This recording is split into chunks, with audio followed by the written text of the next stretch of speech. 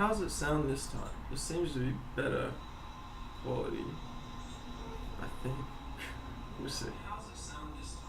It seems to be better quality. We'll see. How's it sound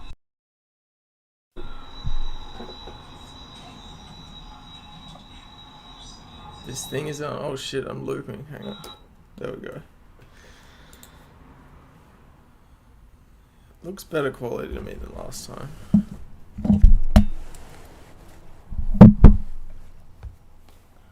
This thing is on. Just started driving to work. Hell yeah.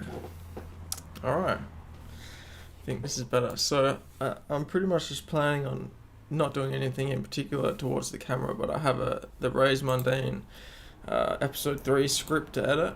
It's close to an hour long, this script. Halfway through editing it right now, and then I might do a whole read through. But on a scale of 1 to 10, how much smoother is this stream from the other day's one, the other test?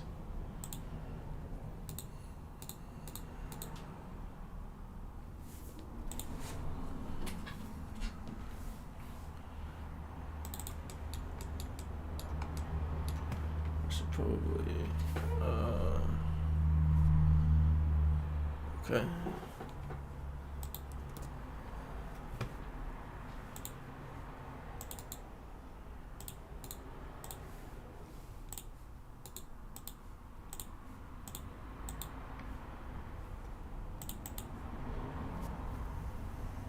Well, if they're driving, you probably shouldn't be typing. I just realized. That's fine.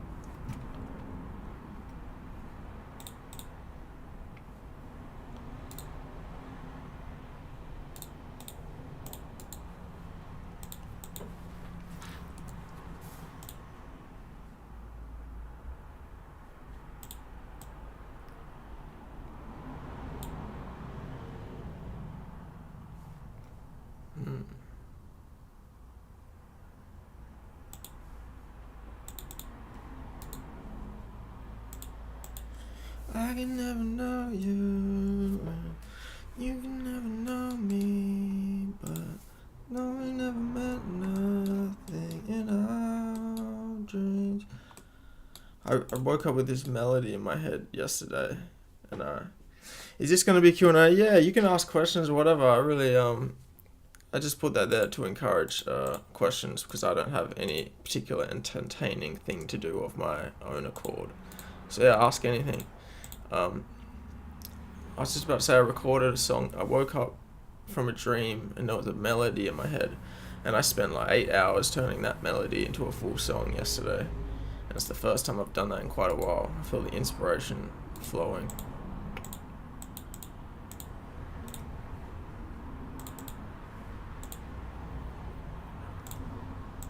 I need to give Charlie a cooked trout. I'm playing RuneScape on the side, by the way.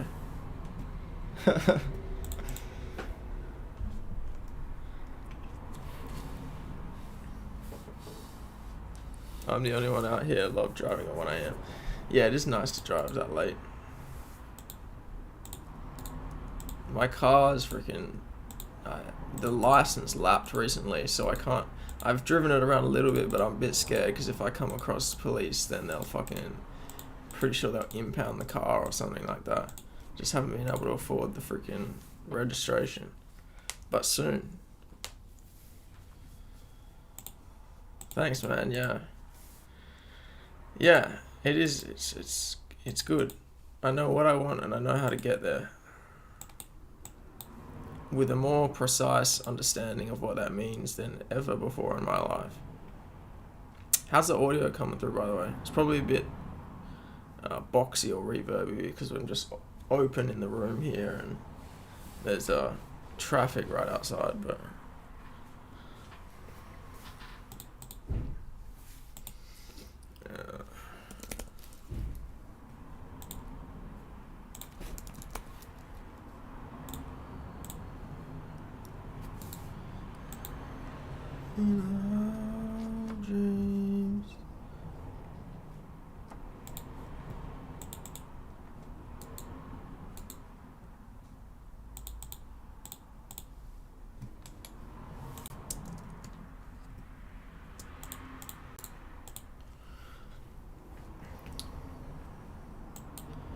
We have the potential to be the next Buddha due to our being born as a human.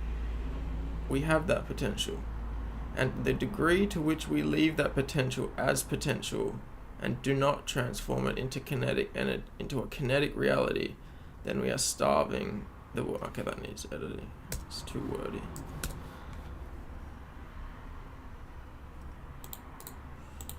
I could never know you, and you can never know me, but nothing in our dreams.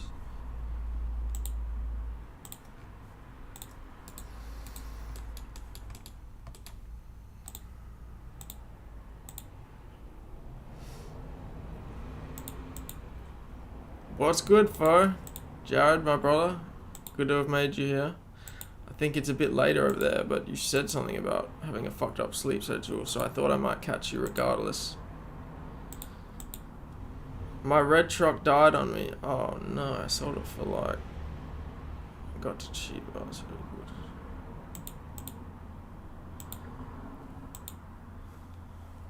That red thing was cool.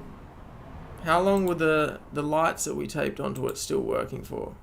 Were they working up to the point that it died, or did you have to do something for them?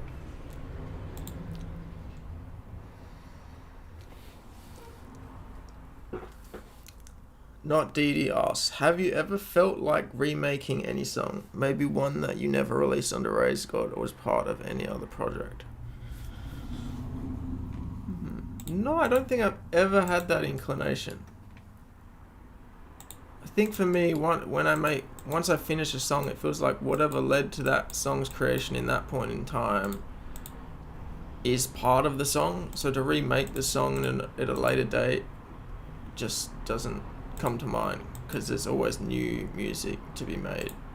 Perhaps one day, maybe like remastering things at most, but some kind of remastered collection. But at the same time, the low mix quality of some of the older songs is part of their charm. So to remaster it and essentially remove some of that, I think that kind of goes against.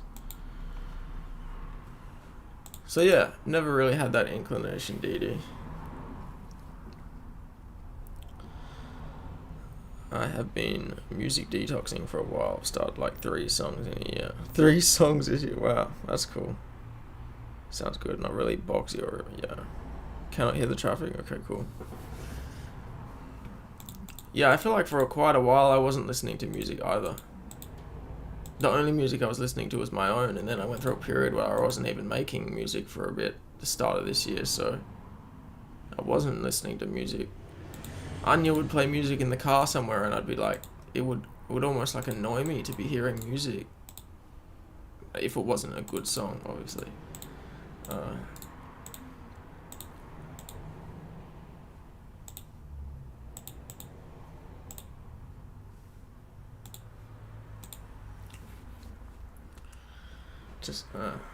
We have the potential to be the next Buddha due to our having been born, due to our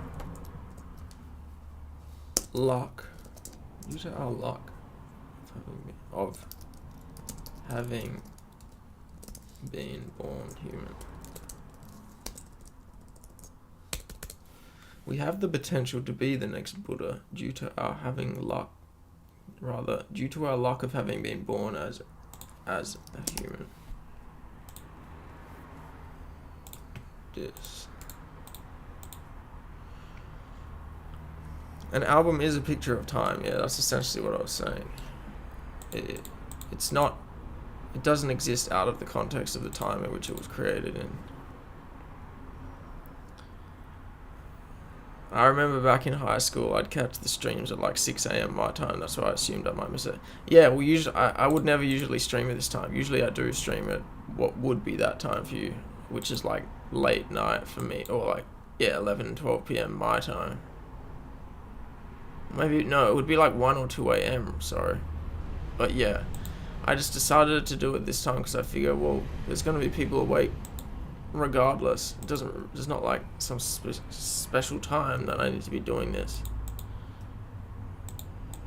And lo and behold, it brought you here, so that's beautiful. Hey, we got 55 range on the side just then. I can now wield red chin chompers. Fuck yeah. That's right. So yeah, we're playing RuneScape. We're on the side. We're editing on the side. We're talking to you. This is what we're doing. One day I'll figure out how to stream where you can show the separate screens on the screen so that you can see as well. I've been listening to the same 3 albums for a while.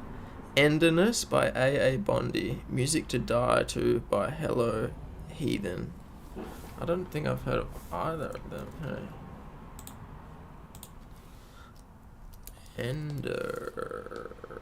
Endiness. Or is that supposed to be tenderness? Oh no, endiness. What the fuck is it? Endiness. Never heard of them. What song should I listen to if I'm gonna try them out? Same with the Music to Die To.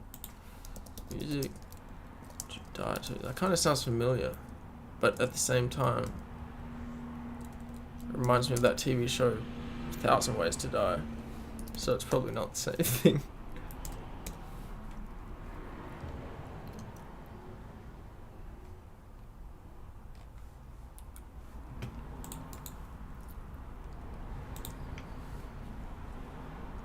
The whole albums?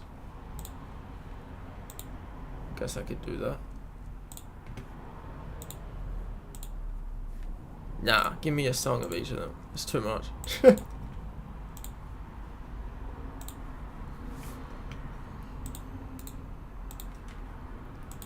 Or are they literally songs? Oh, they are songs.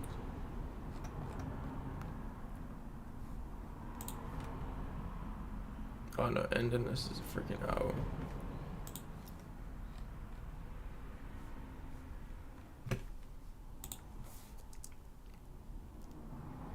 The first 3, okay. Yeah, so, oh yeah, one day I'll set it up as well so that I can play music and it will play through the stream, because I don't know how to do that right now. I mean, obviously I could play it in the background, but it's going to come through a shitty microphone. I need to figure out how to actually get it to play through, or like, I know there's a way to do it. I just have no knowledge on applying that yet.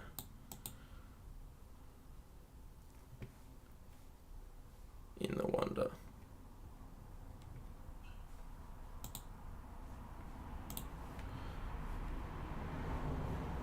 I can never know you, and you can never know me, but no, we never meant nothing in our dreams. Alright.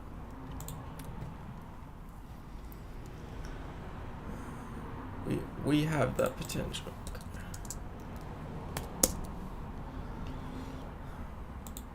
We have the, yeah, we've already written that. We have the potential to be the next Buddha, due to our luck of having been born as a human. Due to our luck.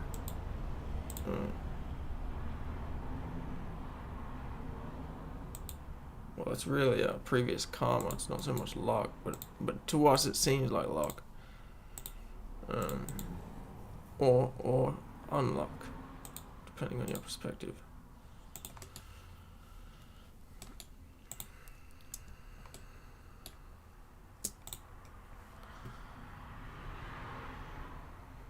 Due to our,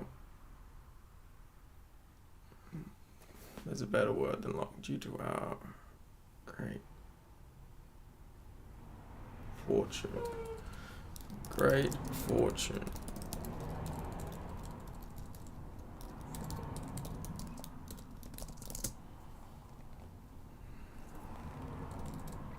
We have the potential to be the next Buddha due to our great fortune of having been born as a human, and the degree to which we leave that potential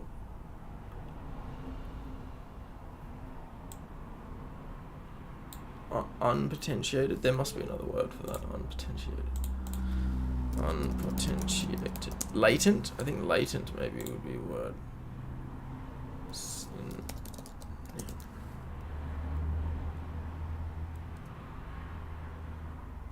I feel like latent is the word I want. As we leave that potential as latent and do not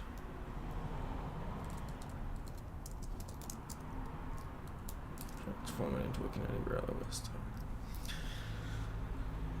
We have the potential to be the next Buddha due to our great fortune of having been born as a human, and the degree to which we leave that potential as latent, or maybe dormant is the word I want. What's the difference between latent and dormant? Latent, dormant.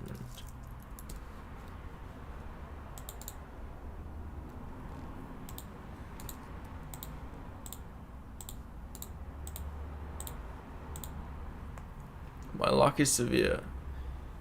It goes really good or really bad.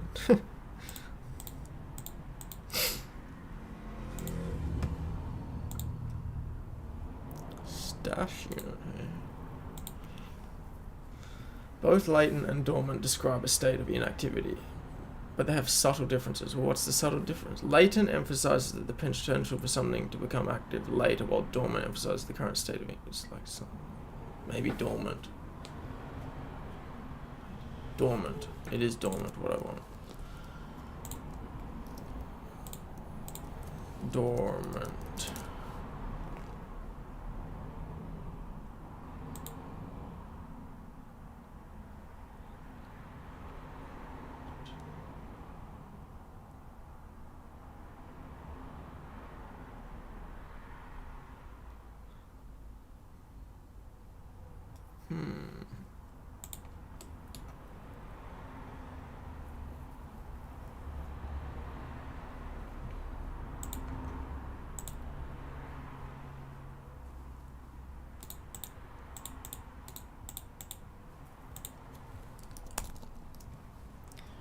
No.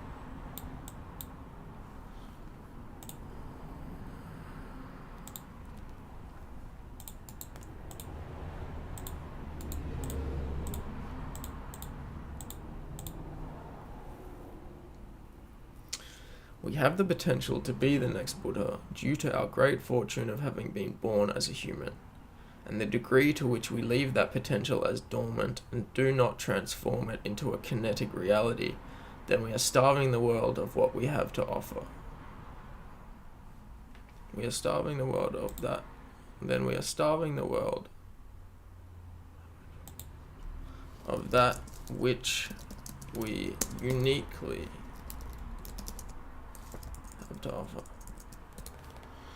Then we are starving the world of that which we uniquely have to, I think that's too. Then we are starving the world of that unique quality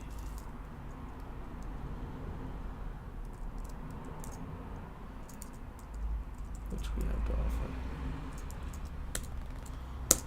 Then we are starving the world of that unique quality.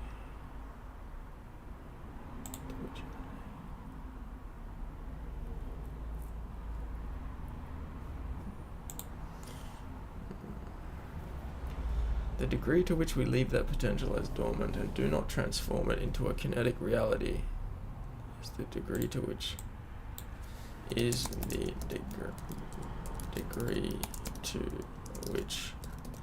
we are starving the world of that unique quality that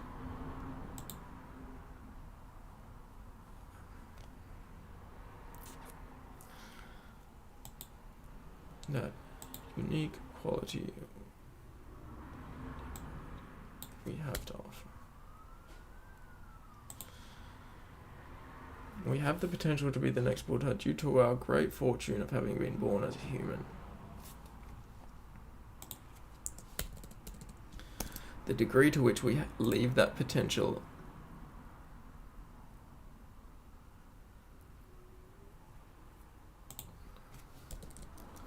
untapped and dormant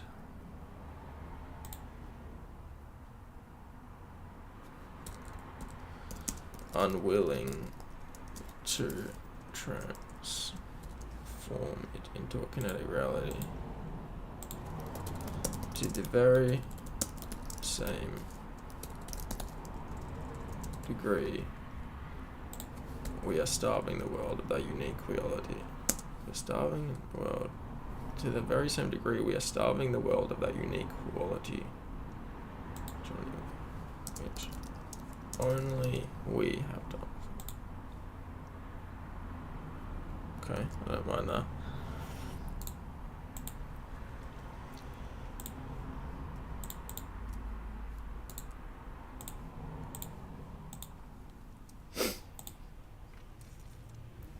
Okay, how's this sound? This is the end of a paragraph. Actually, I'll read the whole paragraph back now.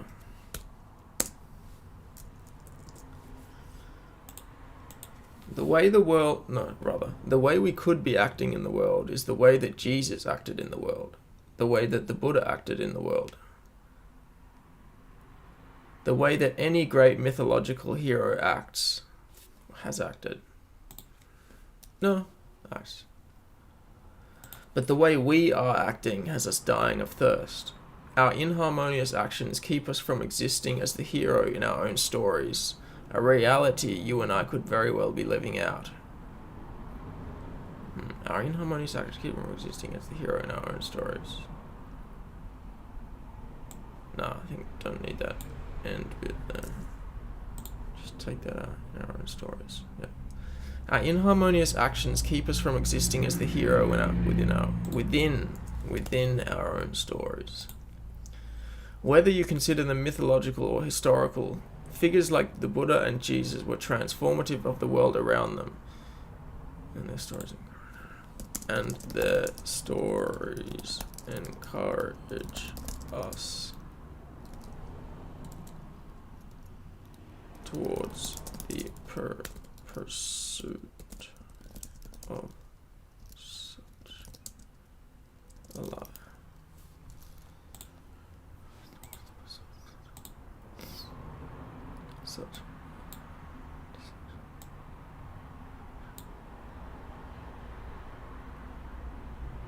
Similar endeavors to fruity of a word. Not fruity, but like not as many people understand it. Life is obvious. Whether you consider them mythological or historical, figures like the Buddha and Jesus were transformative of the world around them, and their stories encourage us towards the pursuit of living such a life. In the same...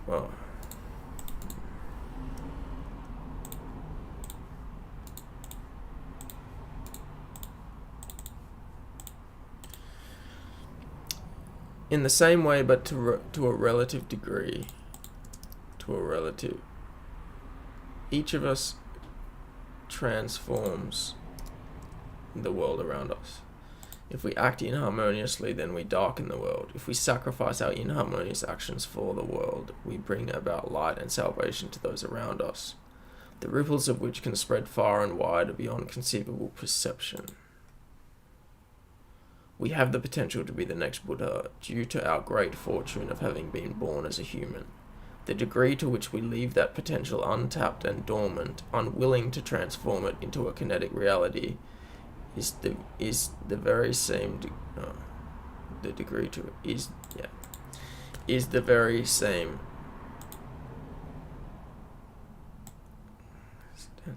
degree.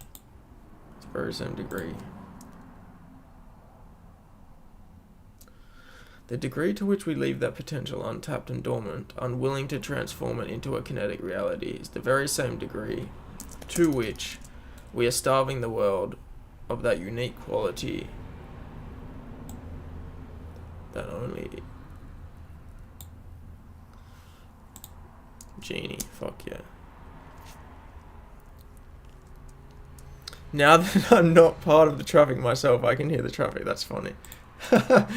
Yeah, that makes sense. That makes sense. Will improve with each stream.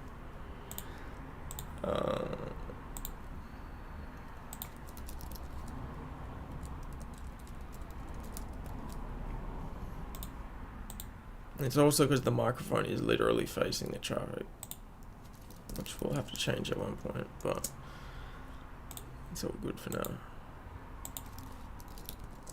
As long as we're not looking like a picture like we did last time, then we've improved this stream and I'm happy. Cream robe top, okay. I can never know you, you can never know me,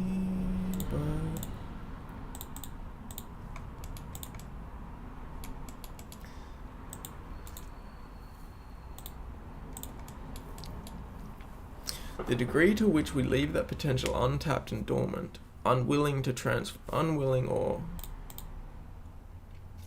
I feel like I don't want to complicate it anymore. Unwilling to transform it into a kinetic reality is the very same degree to which we are starving the world of that unique quality which only we have to offer. Which only we have to offer. That makes sense. Alright, that's that paragraph.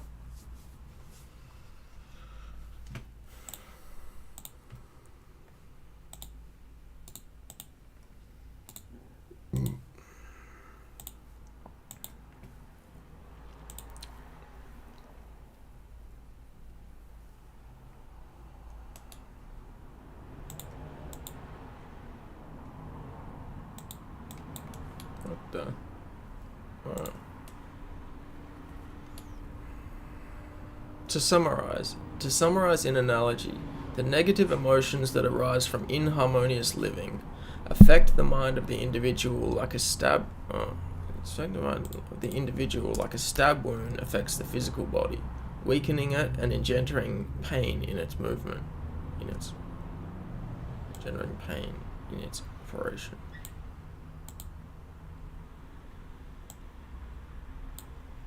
I feel like operation is more a succinct word, or apt in its operation.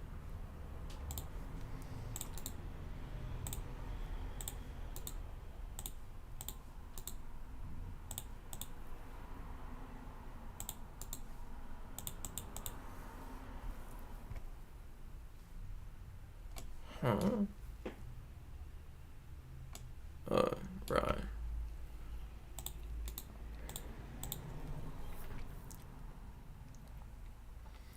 As a result of not living life harmony, as a result of living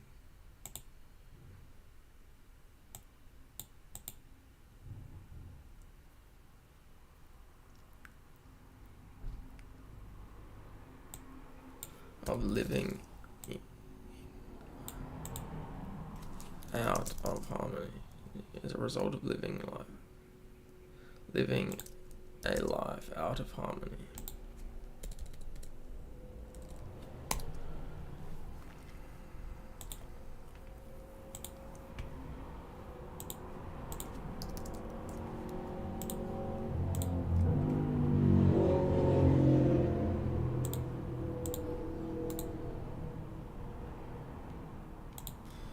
As a result of living a life out of harmony, we are divorced from the natural positive emotion that would otherwise arise from the fulfillment of realized potential, starving the individual and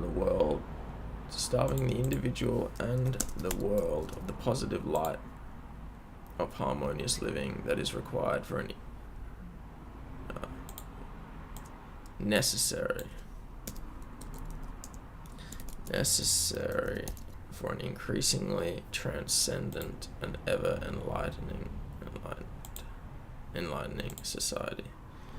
This affects the individual as well as the world at large, the same way some kind of a vitamin or mineral deficiency would affect the physical body. We are riddled with stab wounds and deficient of the elements that would make us whole, wounded and in pain with each step we take. The whole world is like this. How can we heal? How can the world heal? That's end of chapter 6, which is actually more likely going to be chapter 5, because I'm shifting one of the chapters' placements.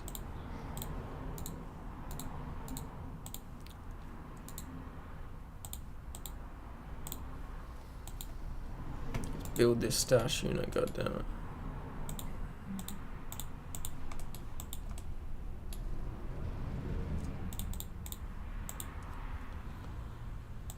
I can never know you, and you can never know me.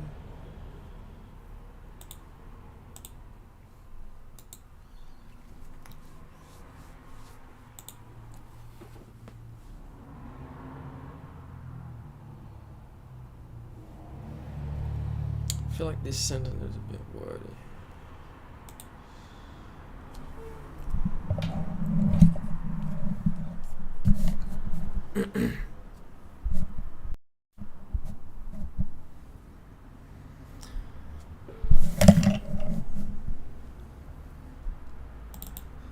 As a result of living a life out of harmony, we become divorced from the natural positive emotion that would otherwise arise from the fulfillment of realized potential, starving the individual and the world of the positive light of harmonious living, otherwise necessary for an increasingly transcendent and ever enlightening society.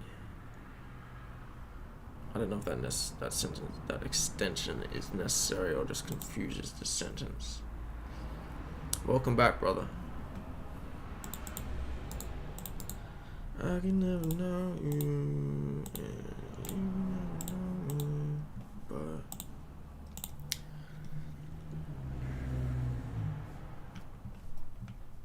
I'm distracted from the natural pause.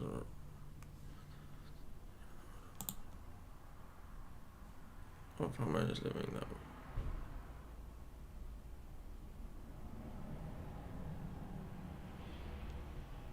Yeah, I think I'm just going to omit that last bit.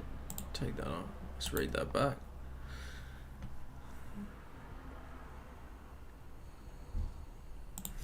To summarize with an analogy, the negative emotions that arise from inharmonious living affect the mind of the individual like a stab wound affects the physical body, weakening it and engendering pain in its operation.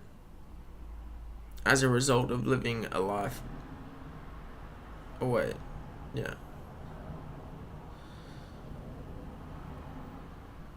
As a result of living... Wait, you know how many the negative...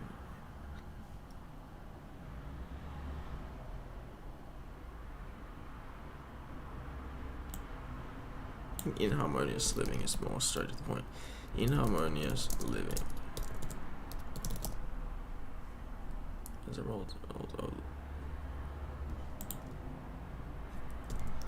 living inharmoniously,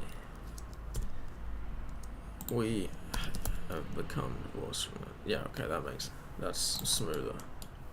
As a result of living inharmoniously, we have become divorced from the natural positive emotion that would otherwise arise from the fulfillment of realized potential, starving the individual and the world of the positive light of harmonious living. This affects the individual as well as the world at large, the same way some kind of vitamin, the same way a vitamin or mineral deficiency would affect the physical body. We are riddled with stab wounds and deficient of the elements that would make us whole, wounded and in pain with each step we take. The whole world is like this. How can we heal? How can the world heal? I feel like that's a bit cheap. I'm gonna say, what is there to do about it? What is that?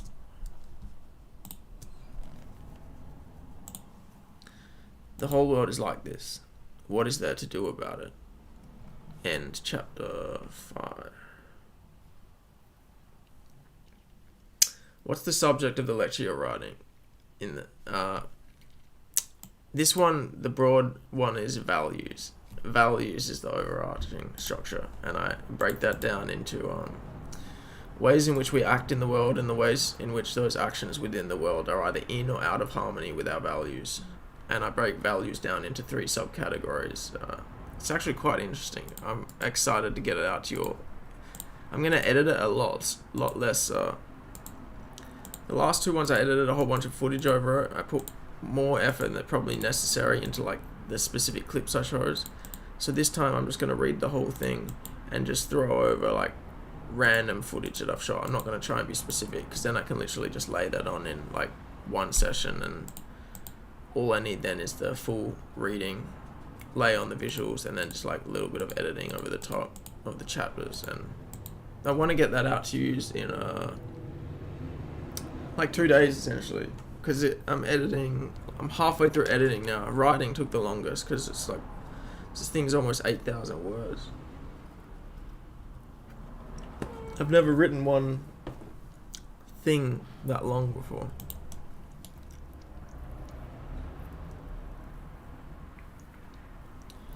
Yeah, it's still... Thanks, man. I like watching them too.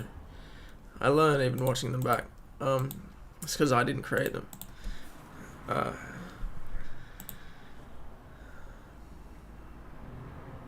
It's going to be similar style. It'll still be cool seeing like footage, unseen, behind the scenes footage of life, but it's just not going to be as hectic and precisely edited.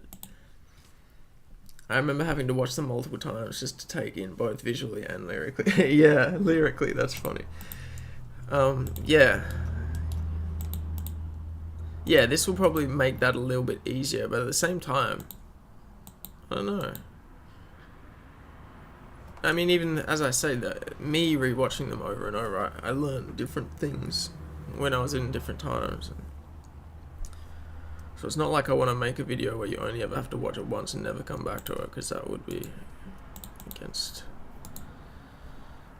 the greater good. But yeah, this one's on values.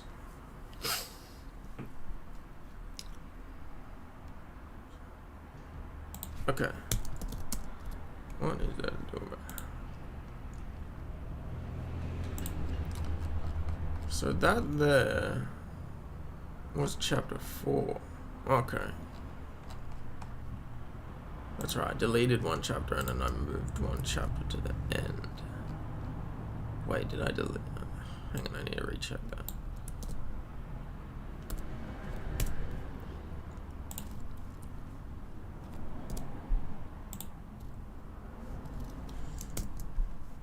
What the?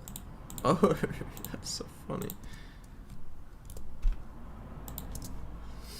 What?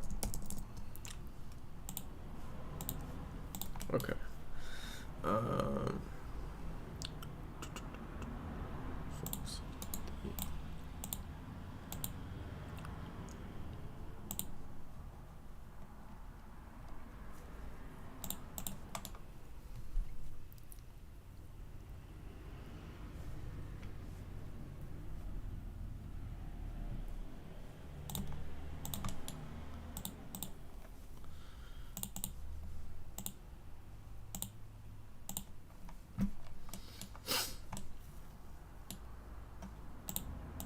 Okay.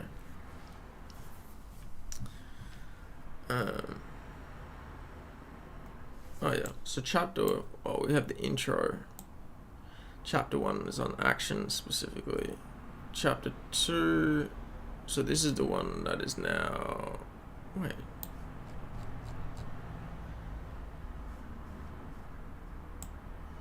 Chapter 2 is now the end. Chapter 3 is now chapter 2. Chapter 4 is now chapter 3. Oh, okay, that's strange. I just accidentally put an extra chapter. So yeah, chapter 3.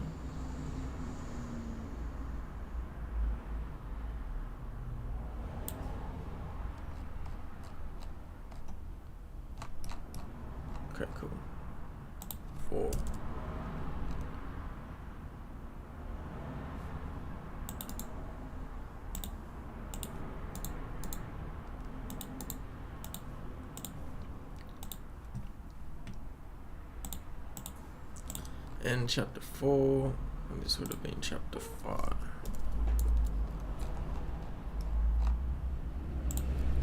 Perfect. And now this is chapter, what would have been 6, and is now 5.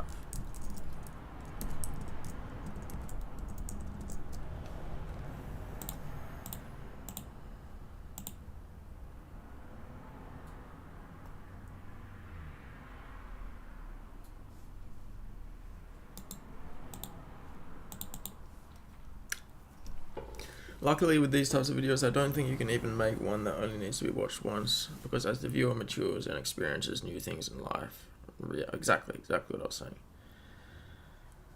the material would mean something. It's in the video's nature to evolve as the viewer evolves. Yes. And yes, inevitably, as the viewer evolves, they perceive the world differently, and through perceiving the object of the video in a different light, the video appears as something transformed. Hello, Inksword. Welcome. You got any questions? Throw them in and I'll answer.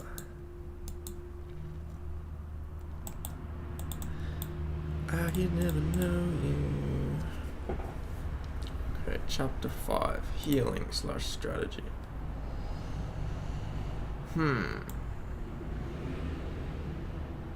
Just...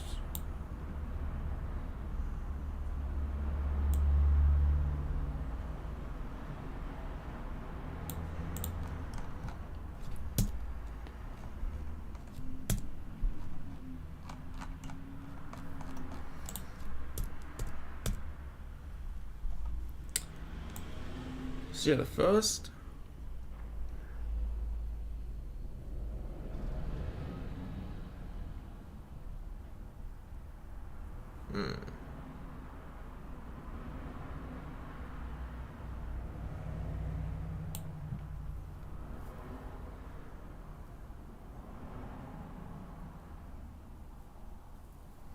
No, not yet. I'm trying to call Slothboy this week. I meant to try and speak to a bunch of people this last weekend, but I kept putting it off. But now I've broken through my anxiety, and yeah, I'm trying to talk to him soon. So I'm sure he'll let me know. But that sounds cool. Where are you? Are you going up or is he coming down?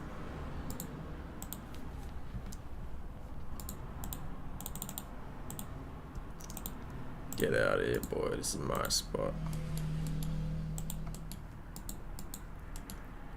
Cat Pro.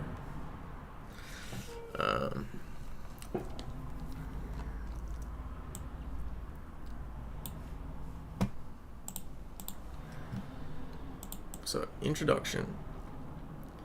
Chapter 1 is in the introduction of actions, body, speech, and mind. Chapter 2 is the introduction of the concepts of value, perceived, idealized, and enacted. So we've got our actions, our values. And chapter 3 are the specific values of the individual. Chapter 4 is the effect of living in or out of harmony of those values with one's actions. And then in chapter 5, what's chapter 5? In chapter 5, I'm going to jump to, I'm going to start talking about my personal experience as the basis of explaining these things in the context of an actual life, and my experience of those things.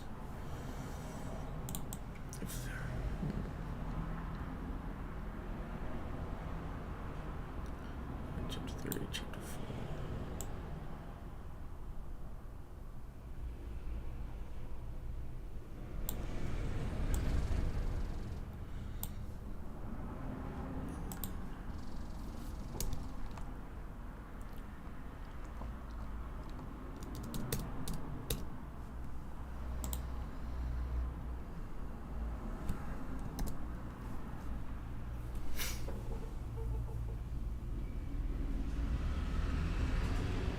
Down and then back up. Nice.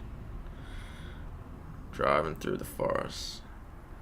Is it it would be like, what is it? It's autumn here, so it's spring for you over there? Must be. Like the coming towards end of spring towards summer, right? I remember driving through in more the colder times, and that has a real beauty to it, but I'm sure the summer times also has its unique flair, and it's also not cold as fuck. End of spring, start of summer, yeah. I'm gonna try and do a small bit of traveling into Asia in like a month or two, because I just don't want to have to, well, not just, but a good positive of that is that I don't have to bear the brunt of winter down here.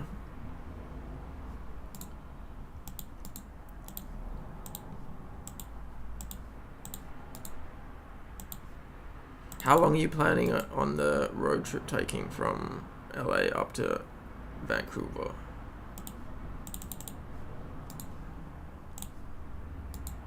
Is there anyone to visit on that trip, or just the two of you? No, not Japan. Not Japan this time. Just Southeast Asia, primarily Indonesia and Malaysia. Possibly only Indonesia, depending on how much time I get. But they have the island of Java, Bali, which is the Australian backyard. They have in freaking Yogyakarta in I think the Javanese island. I'm not exactly sure what Java is. I think this is a Javanese island within Indonesia. They have the world's largest Buddhist temple, the largest in the world. I had no idea. I looked up a certain temple, and then I was like, oh, I wonder what the biggest temple in the world is. And I was like, oh, actually, that is also here in Indonesia. I was like, what the fuck am I planning to go to this other one when I could go to a freaking World Heritage 7th Wonder of the World one? We'll probably get to VC in 10, 14 days. Oh, okay. That takes longer than I was thinking. And then chill for a couple more days and I'll head back down. So for me, probably 3 weeks. Nice. Wait, so that will be... Oh, that'll be in your car then. Yeah, of course. All stocked up with the water.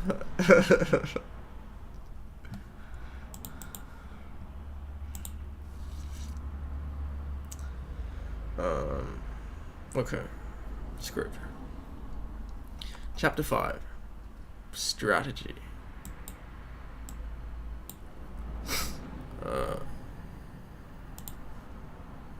Real life strategy. In 2022, I traveled to America for the first time.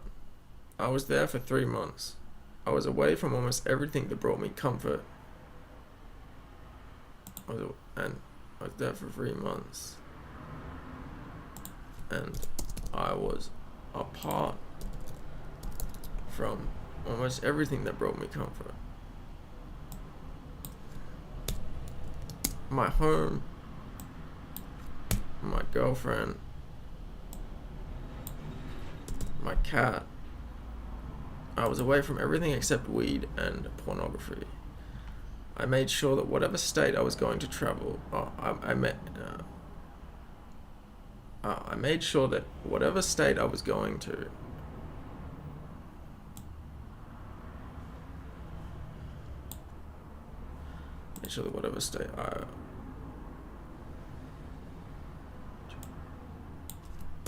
had legalized weed, I didn't have to do so much planning ahead in regards to pornography, as that was always in my pocket by virtue of the black mirrors we all carry around.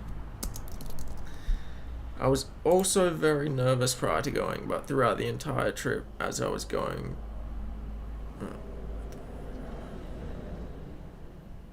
that sentence needs some work.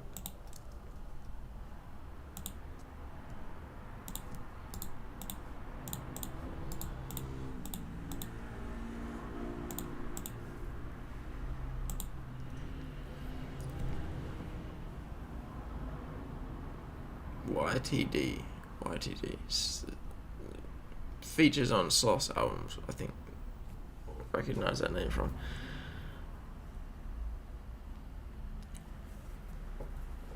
Yeah, that's what I was thinking. Just straight driving would only be a couple of days. That's cool, camping and stuff. I'm also trying to go camping over here before it gets too cold.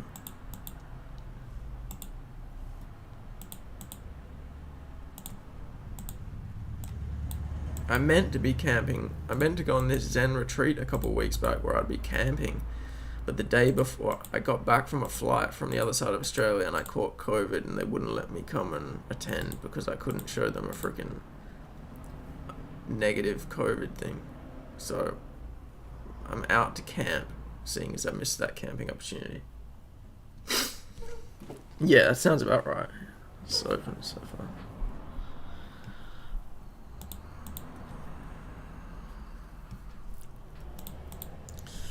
I can never know you.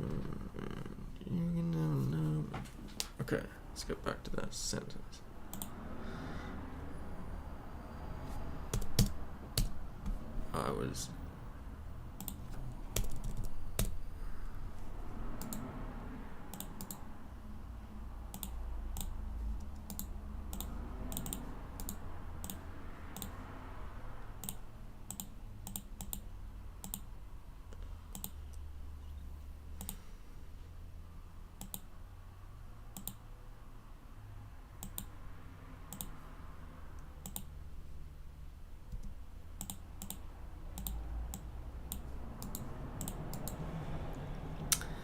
I was very nervous prior to going, but throughout the entire trip,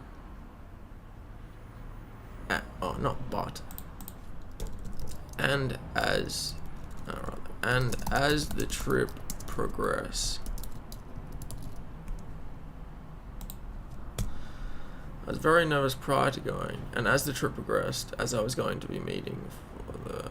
Okay, this sentence needs a lot of work. What am I saying?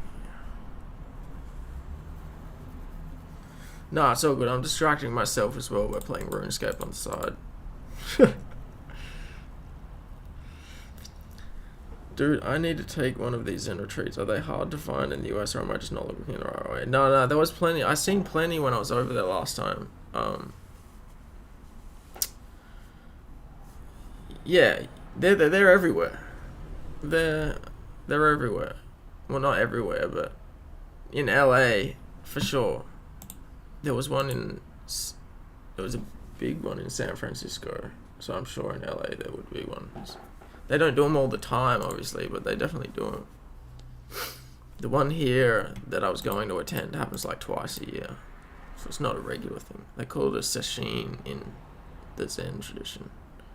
Well, that's only a hardcore one though. They have a whole range. Sometimes they only have like weekend retreats, even that's good.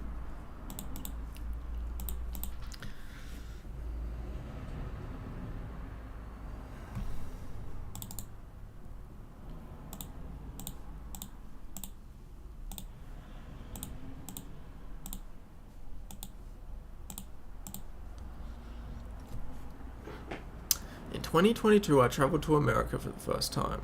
I was there for 3 months and I was apart from almost everything that brought me comfort. My home, my girlfriend, my cat. I was away from everything except weed and pornography. I made sure that whatever state I was going to had legalized weed, so that I never needed to be without it. I didn't have to do so much planning ahead in regards to pornography, as that was always with me. I was very nervous prior to going, and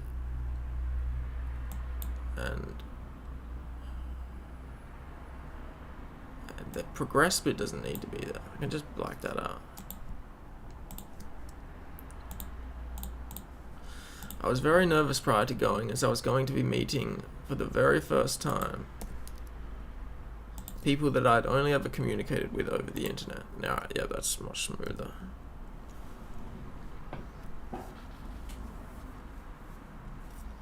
I wanted one like out of the mountains of the middle of California. Couldn't find one that didn't suspiciously... Oh, okay, yeah, that is... Yeah, I know what you mean.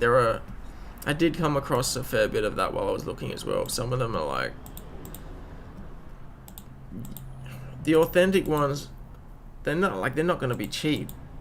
but at the same time, they're not going to cost a lot of money. If they cost a lot of money, then that's suspicious, yeah. Because they're supposed to be running these things for the spiritual progression of the individual, not the progression of their wallets. Like the one I was going to here,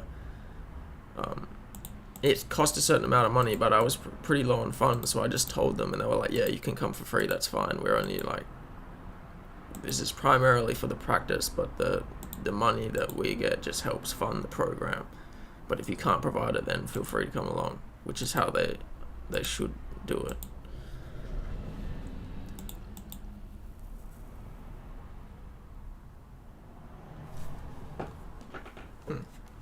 Interesting.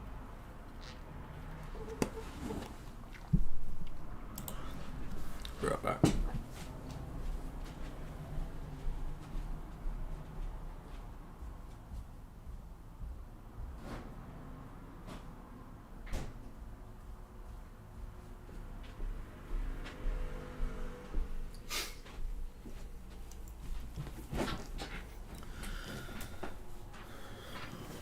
Yeah, it was nice of them.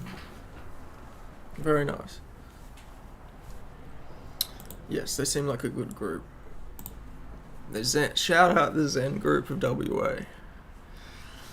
Okay. I was very nervous prior to leaving. Sounds nice. Prior to leaving, as I was going to be meeting for the very first time people that I only ever communicated with over the internet.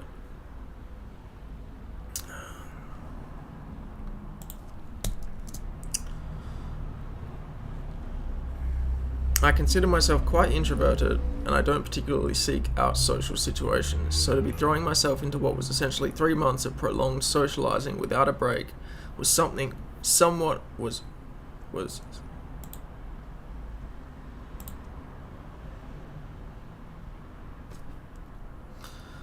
without a break was somewhat of a remarkable and equally frightening venture.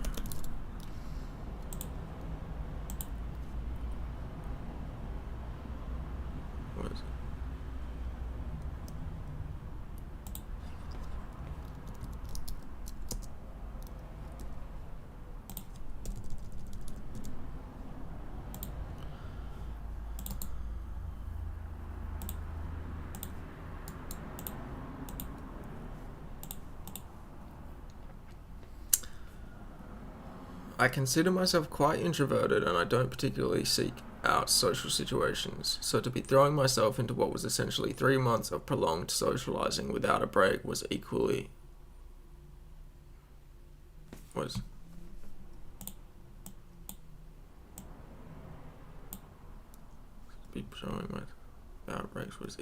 remarkable.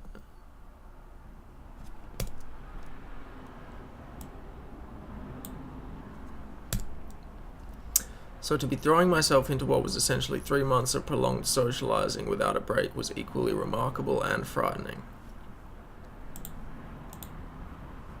Perfect.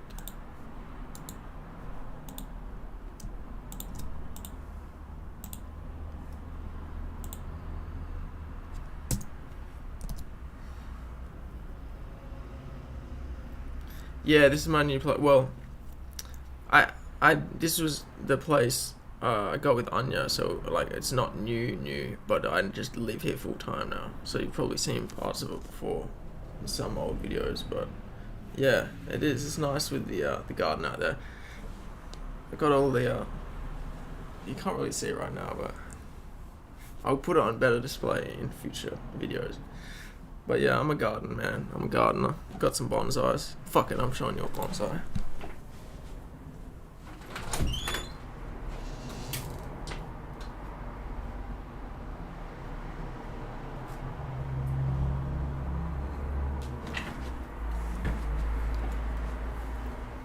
Let's see if this can be viewed. Alright, obviously you can't really see it at all in here, but this is an Australian tree.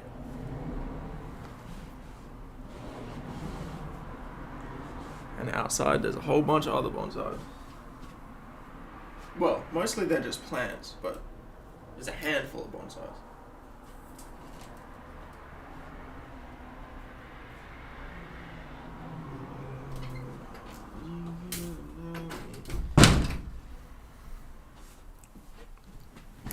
In our dreams. Yeah, they can be very expensive. That one was expensive. Well, relatively, it was probably not expensive compared to what they can be like. That one I got secondhand from a guy for like $100, which is expensive, but yeah, relatively they can go a lot more. But some others of mine are, I just get the pot, a nice pot, and then I plant them myself, and that is generally much cheaper. I'll show you one that I've done myself.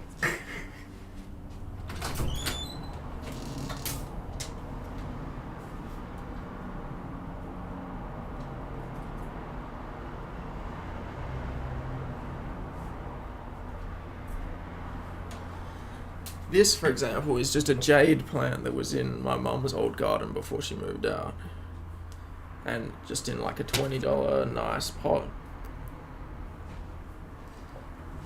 It's got a cool root system to it. Nabari in Japanese. But yeah, this is a like $20 or less, or $20 to $30 with soil and stuff, bonsai. But it looks freaking sick.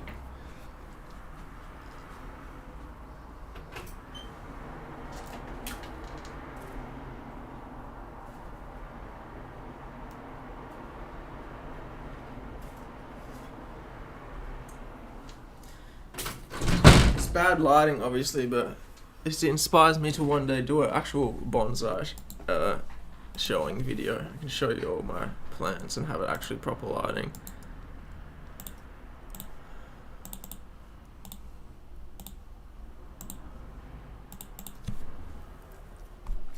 Yeah, same.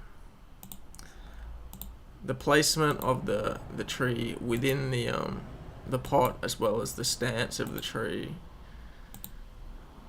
There's lots of different ways to go with it, and it's cool to see that one has a real kind of stretched landscapiness to it.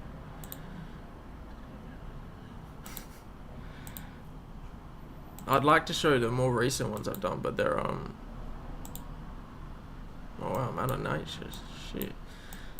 I'll show you one of them, but it's pretty big, so I probably won't be able to hold it for too long. Last one of today.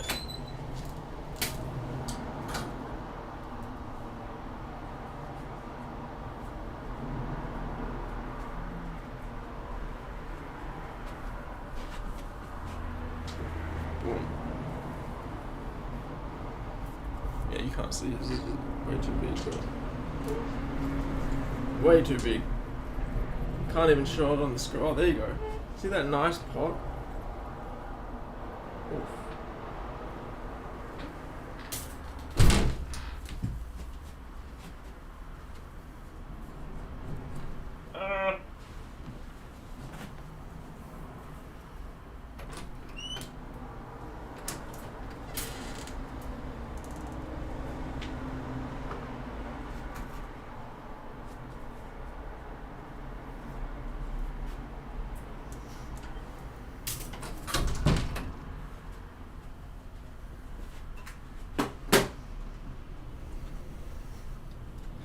Also got Anya a terrarium for her birthday, which is a pretty cool little thing. It's got like moss and stuff growing in there.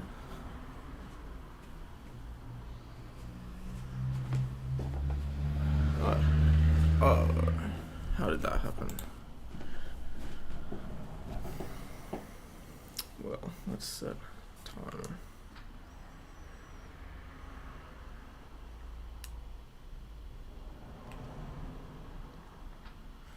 Lucky that's not a hardcore iron.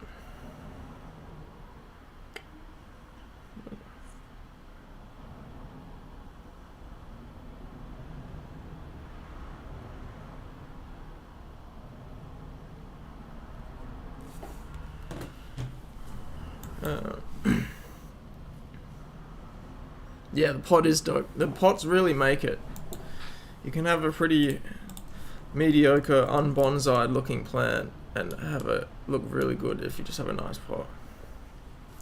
Yeah, terrarium, yeah, exactly. Just sustain. Well, you have to water it occasionally when it runs out, but we've only put a small bit of water in that thing and it's still kind of cycling through. Well, I guess it has no way to escape. Other than like very small opportunities through the slight creases, if there are any. And like when we pick it up to water, but we don't need. Yeah, it's self-sustaining. Exactly. Oh, right. Okay. Where's that? Tuesday, huh?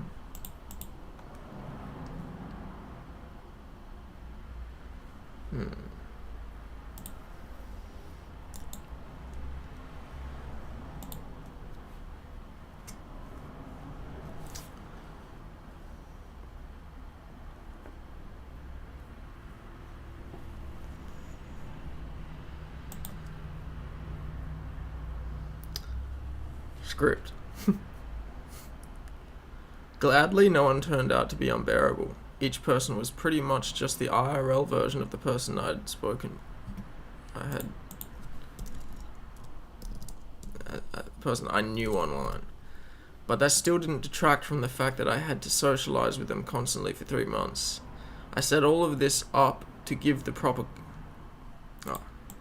Yeah, I might do this at the start of the paragraph to give a bit more context of why I'm talking about that.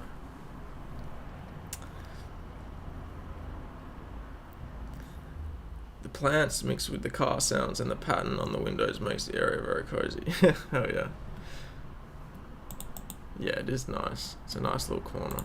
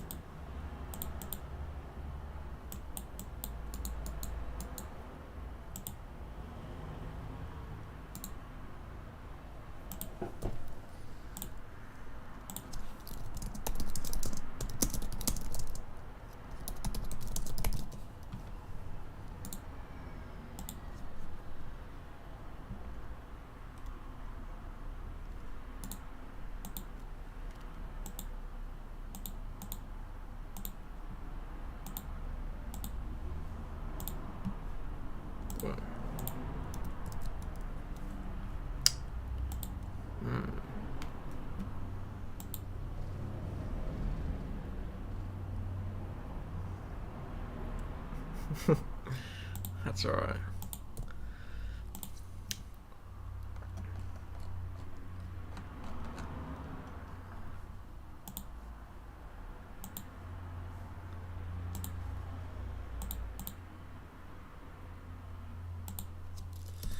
I'm bringing all of this up to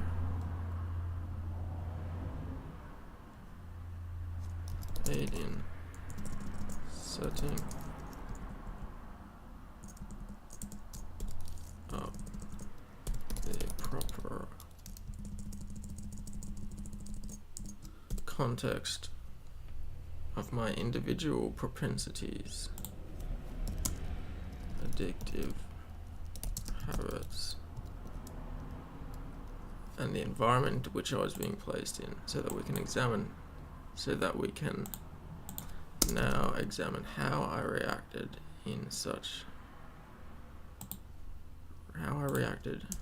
with action.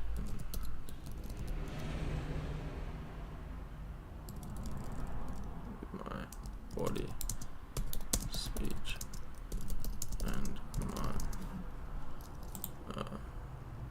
case study, perhaps. Case study.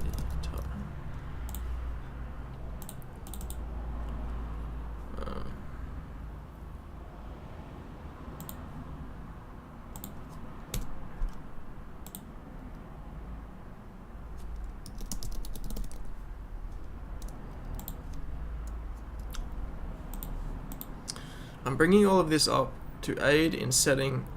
That's too wordy already. I'm bringing all of this up to aid in to give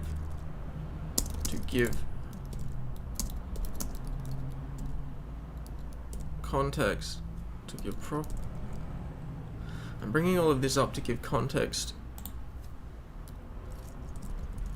Proper. I don't know why it feels like it needs one's proper there. I'm bringing all of this up to give proper context to my individual propensities, addictive habits, and the environment into which I was being placed, so that we can now examine and discuss how I reacted with my body, speech, and mind in such an experimental situation. Cool. Save that.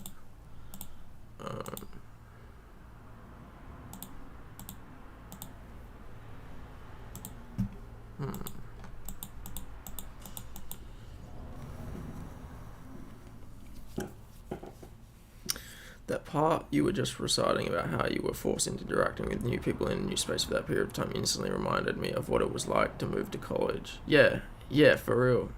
It would be very similar. Because like it's not like you're just visiting it, you're actually living in that space. Resonate with a lot of what you said, kind of being thrown into a new environment away from home, having to interact every second, exactly. And yeah, at first, I relate, definitely, at first it was like overwhelming, but as we will reveal, I engaged in coping mechanisms that made it less exhausting, but it turns out that my coping mechanisms were actually what ended up exhausting me because they were not harmonious with my values as per the script. Yes.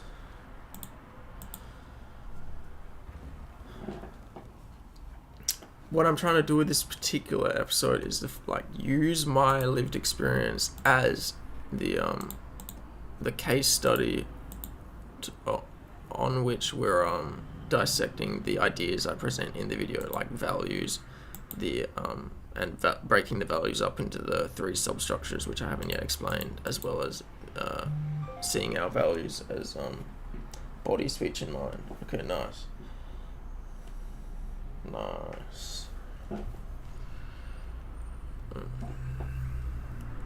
How do I get, just before I focus back on the script, how the fuck do I get to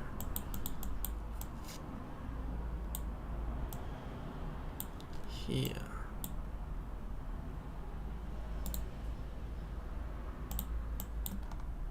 Tree, okay, I can do that. Give me a freaking track.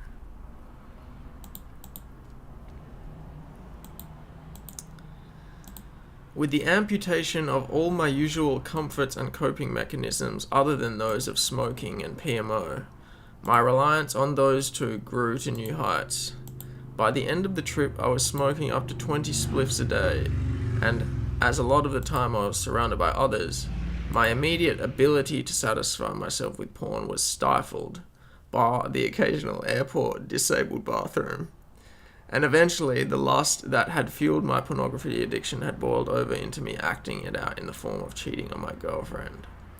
New lows of inharmonious action were bred during this trip due to my having no thoroughly ingrained positive coping mechanisms in my arsenal of behaviors. Now, why am I sharing all this? Believe it or not, I'm not trying to make myself look bad, as inevitable as that may be while discussing such realities. I think it's important to see all of this with complete transparency in order to compare it to how my second trip to America went 2 years later in 2024. Well, that paragraph flows beautifully.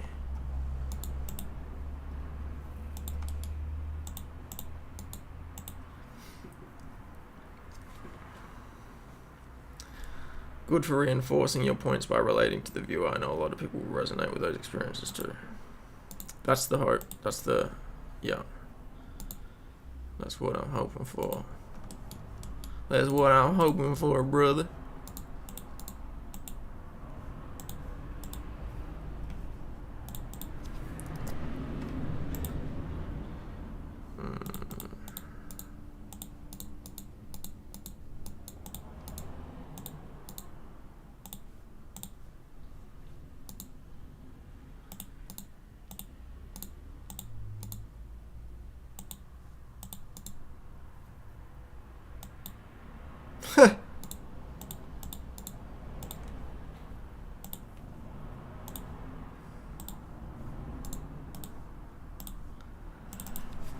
Considering how I dealt with the stresses of the first trip, I knew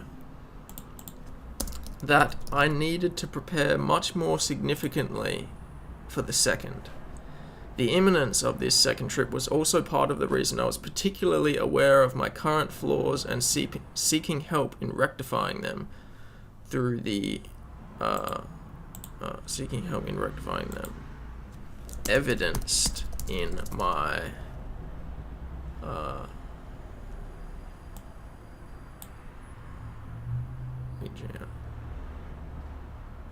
reaching out to the counselor I began to attend. Let me read that from the start. Considering how I dealt with the stresses of the first trip, I knew that I needed to prepare much more significantly for the second. The imminence of this second trip was also part of the reason. A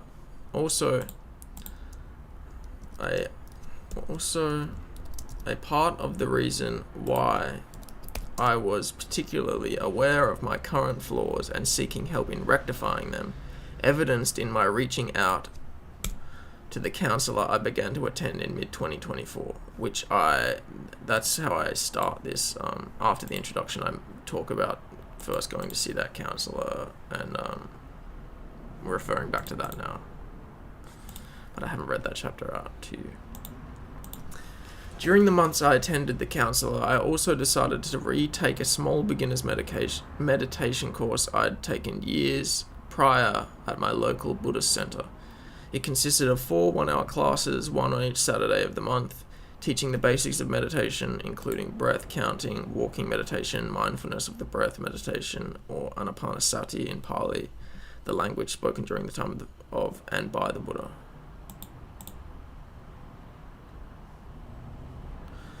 In the first week, we are encouraged to begin daily meditation for 5 minutes a day. Then in week 2, 10 minutes a day. Week 3, 15.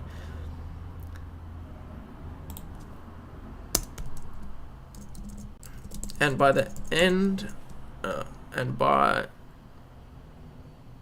week 4 and throughout the end of the month, we are doing 20 minutes a day. And by the end of week 4, we're doing 20 minutes a day. Easy, brother. Have a good clean. Where am I going here? There.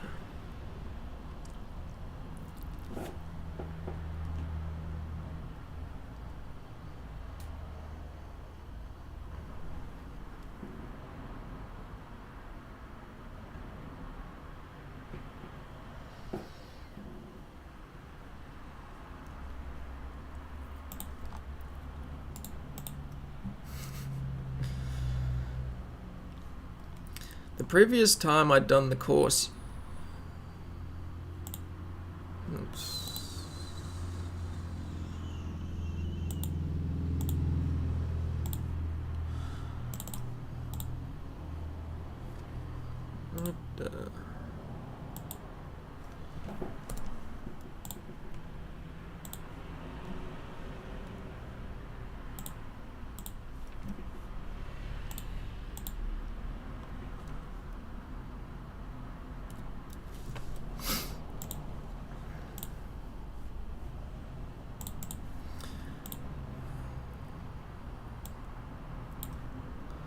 The previous time I'd done the course, I remember not doing the set amount of meditation every day.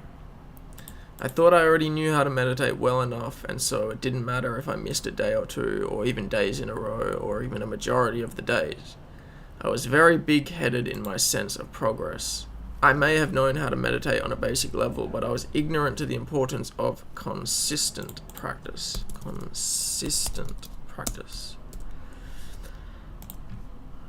Practicing every day is like filling up a bucket one drop at a time. It doesn't happen all at once. It's a cumulative, progressive process which increases one's conscious awareness and mindfulness over time, just as the bucket fills over time, even if the tap only drips one tiny drop each day. I was in the mindset that since I could squeeze out a drop here and there, that I had enough, that I already had enough water to fill the bucket. How naive indeed. Where does the accent on naive go? Naive.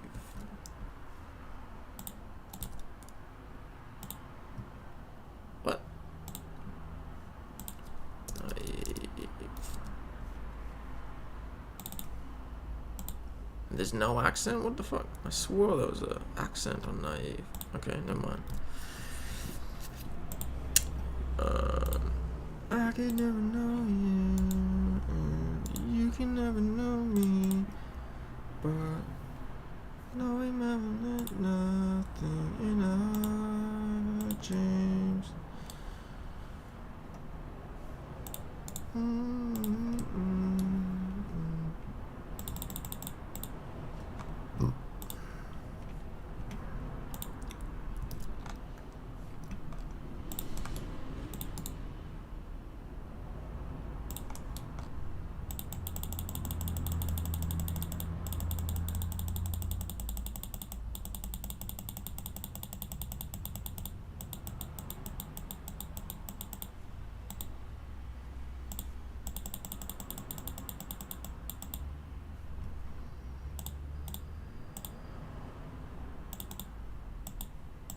I died while AFKing at Fire Giants. Just getting my shit back.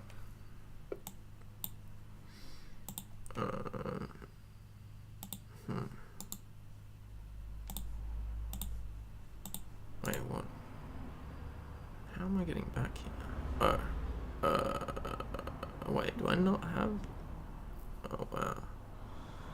Don't have, okay. Then we want that.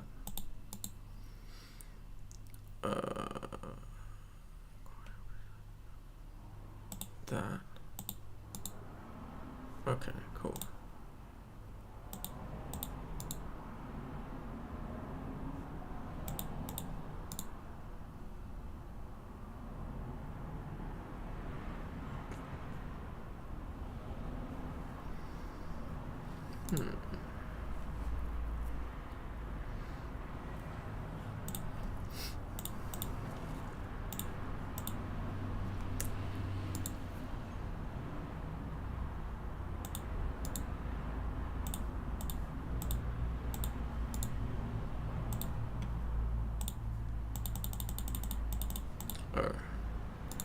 Raymond stuff. Might as well grab the graceful. Also, we don't need this.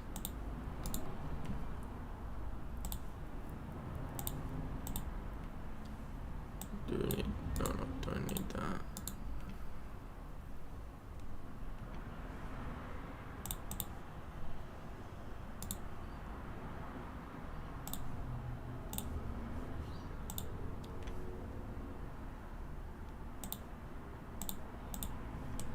Wait, no.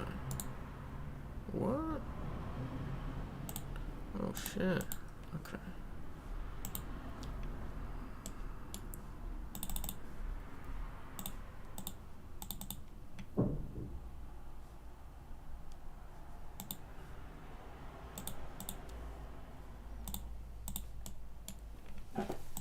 Okay.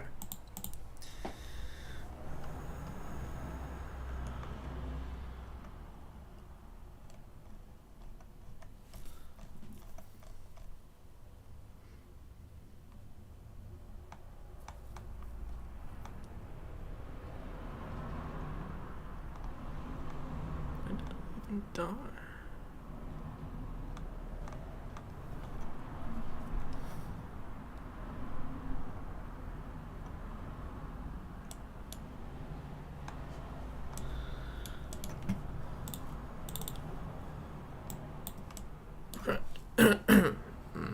Right up to.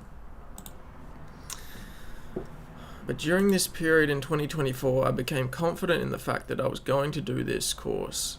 That if I was going to do this course, then I had to do everything asked of me. Otherwise, I could not, in good conscience, accept that I had completed it. So I attempted, and I came close, perhaps missing a handful of days, to completing. Wait, what? Attempted, and I came close, perhaps to complete it the first one.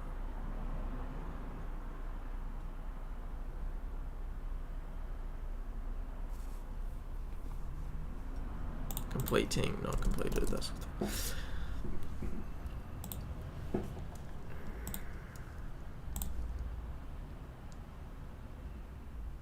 So I attempted and came close to completing the first month's retaking of the course, but my inner voice was not happy with that. I needed to complete every day of 5, 10, 15, and 20 minutes, etc. So I redid the course the following month. At this point, it was at this point.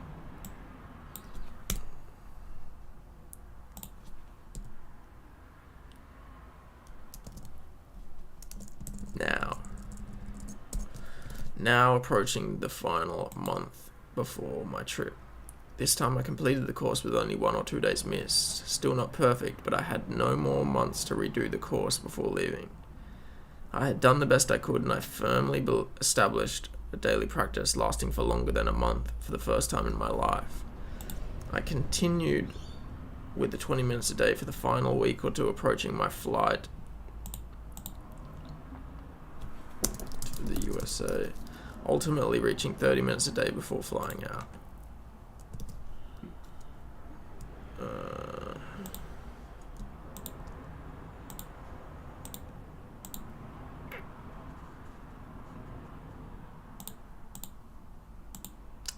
Oh, right.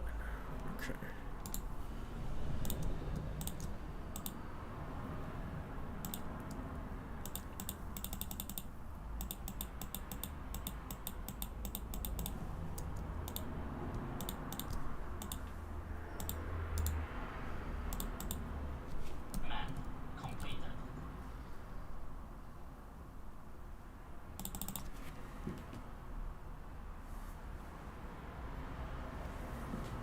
Thursday the 1st of May. Alright.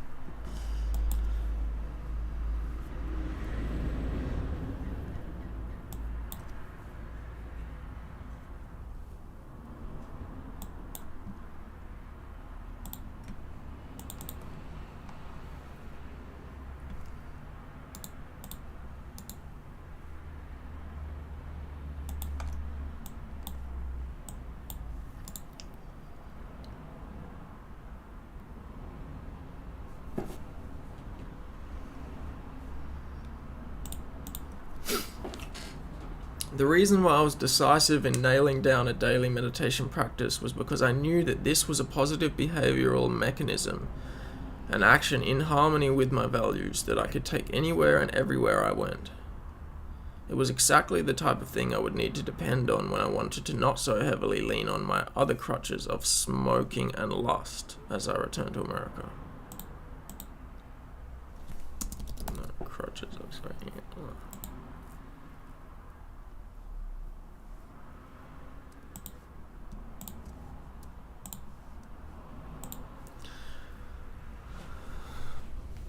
I was certain I could not allow myself to slide back into the inharmonious action of smoking up to 20 spliffs a day, and I was even more certain that I could not allow my lust-driven mind to cheat again. Despite being so certain, I also knew that from my past experience, I couldn't exactly trust myself, and that this adventure would be ultimately,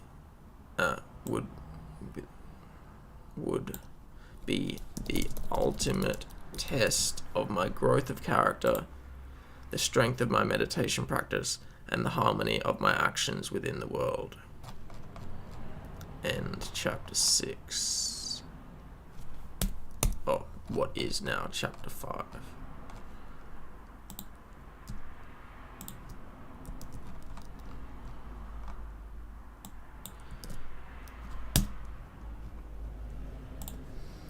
And then what? That chapter... Okay. We'll see. Okay, this is the main chapter I need to edit, to be honest. Because, yeah. I don't know, explain why.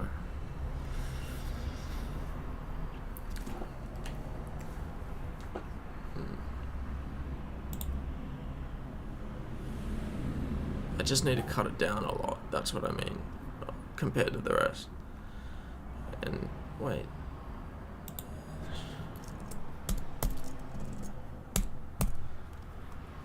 So, this is chapter 6, the test.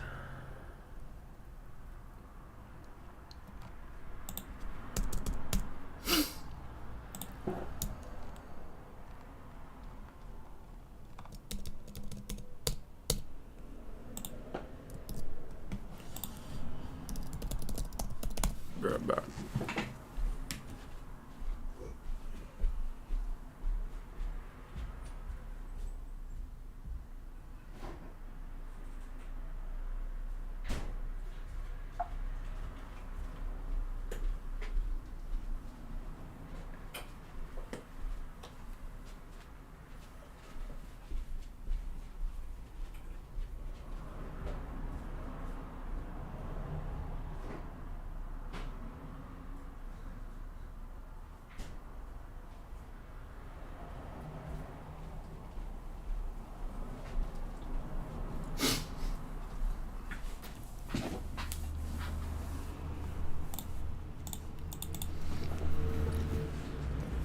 Should have probably started a second.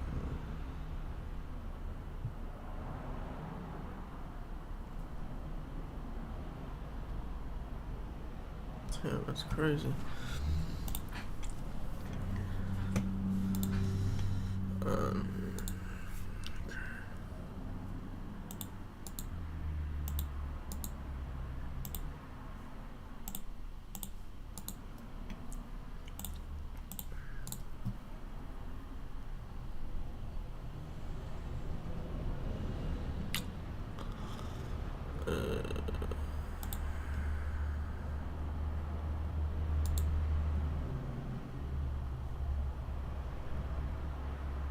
Think about that.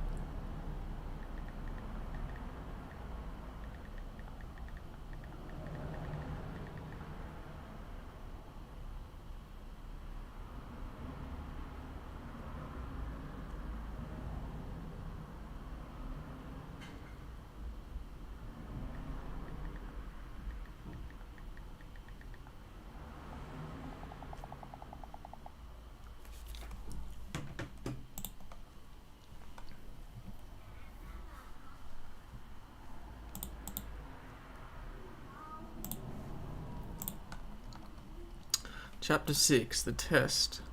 The first couple of weeks in the US, I was able to keep up my daily meditation schedule fairly well, parallel to which I was able to maintain smoking only a few spliffs a day, a lower number than the average I was smoking per day before flying out from home.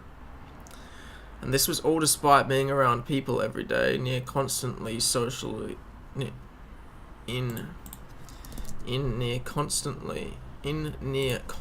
social interaction, just like the first trip. My schedule was slightly strained. My schedule began.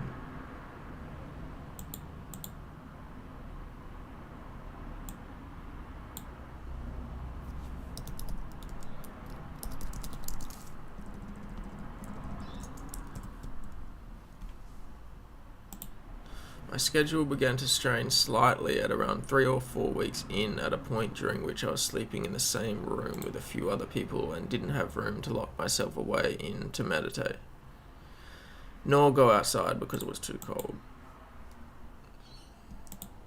I can probably just go and where it's there.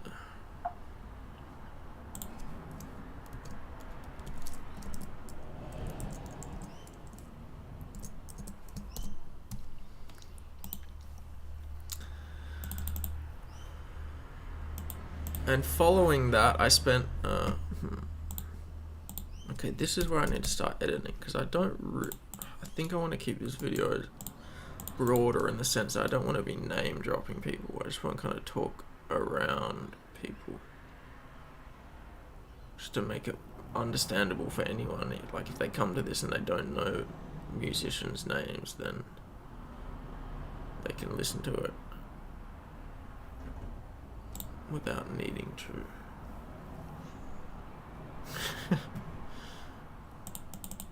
I'll read it how it is for now, though. Following that, I spent a week with Burgos, the weed man himself, Mr. Nug, so my smoking increased somewhat, but I had room to myself again and was able to begin attenuating my practice. At this point, however, I finally made an important decision for my trip. I had a desire in my heart to attend a retreat at a Buddhist temple at some point during my trip, and I'd finally found a place that would work. The mini US tour I was on had 4 shows, and in between the first 2 and the final 2 was a break of a couple of weeks. During the first week of that break, upon leaving Burgos in Denver, I flew to New Mexico in order to spend 8 days in a retreat at a Zen center in Santa Fe called Upaya. Okay. Upon leaving...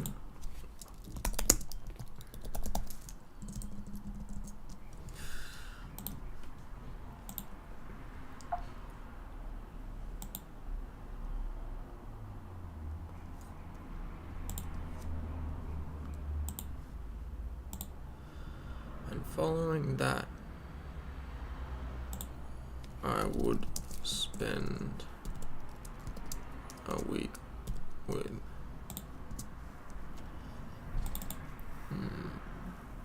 How do I say this differently?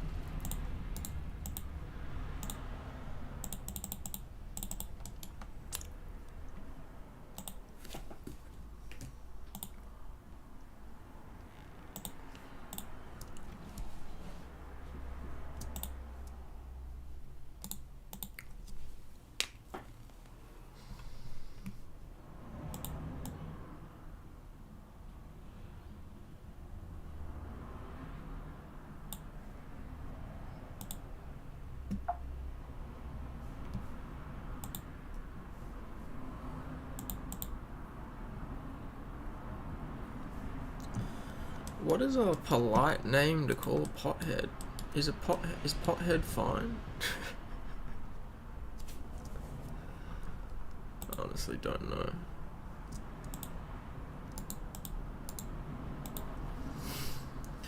Following that, I would spend a week with a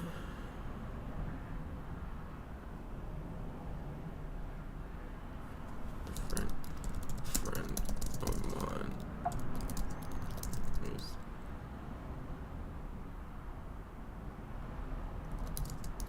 biggest consumer of weed I know.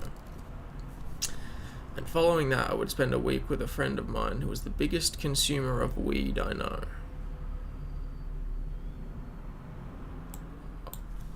Of all my acquaintances. And following that, I would spend a week with a friend of mine who was the biggest consumer of weed out of all of my acquaintances.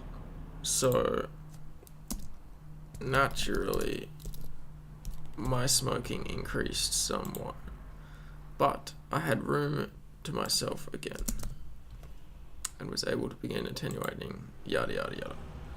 During the first week of that break, upon leaving my friend in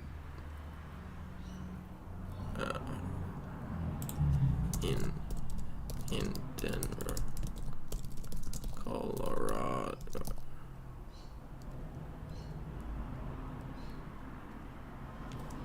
No, I don't need it. That gives it away as well. Just take out the in Denver. During the first week of that break, upon leaving my friend, I flew to New Mexico in order to spend 8 days in a retreat at a Zen center in Santa Fe called Okay, cool. Cool. Now here's where I feel like I might cut it off a bit, because I talk a lot about the Zen center, but it doesn't really relate to my actions or values in any particular direct way. I don't think. We'll see.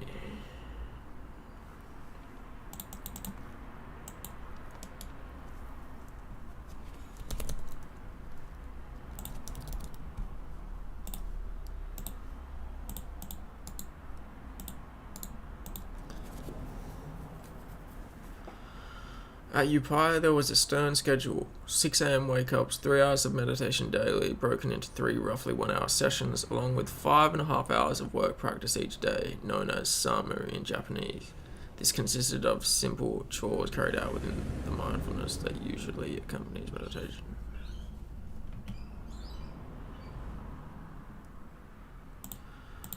These disciplines were also to be carried out in noble silence, which is essentially not speaking unless speech was required for necessary communication. I had attended a 9-day meditation retreat in early 2022 back home, but the schedule there at the Theravada Buddhist temple, with traditions stemming from Thai forest monks, was much more lax. This was a level of practice and discipline I had not previously partaken in. What ensued was a marked increase, necessarily so, in the commitment and application of my daily practice of meditation. I was also smoking much less again. I was also once again smoking much less. 2 to 3 spliffs a day max, an amount I was fairly proud of subsisting on at that point, considering my previous trip's 20 a day record.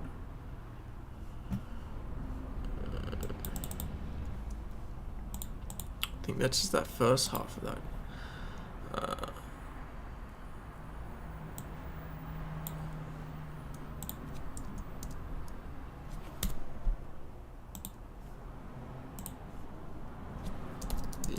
Schedule at Upaya was as follows. 6 a.m. wake-ups, 3 hours of meditation daily, roughly into 3, along with 5.5 hours of work.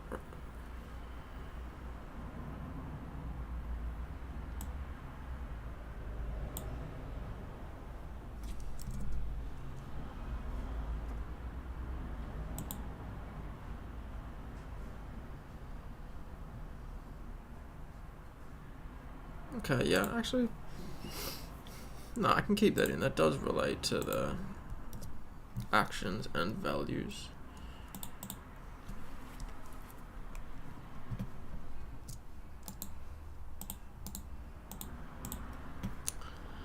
My retreat period at the Zen Center ended, and I was soon to reunite with my girlfriend Anya on the second leg of the tour. We don't need her name in there. I was smoking way less than 20 joints a day, and with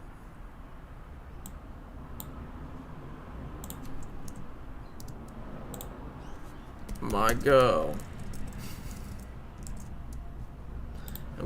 back at my side, my risk of cheating was dead in the water. The final 2 shows went by, and soon enough I was back home. I'd made it. My confidence in the effect of my meditation practice on my character and on the harmony of my actions was stronger than it had ever been. My confidence in the effect of my meditation practice on my character and on the harmony of my actions. My confidence in the effect of my meditation practice on my character and its...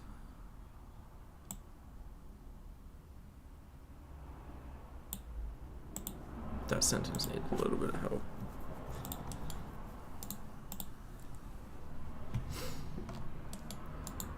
What the? Did not realize that.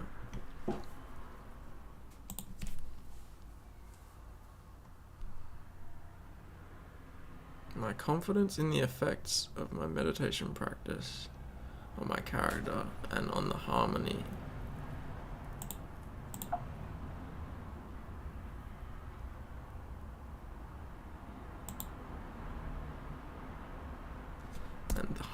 and the harmony of my actions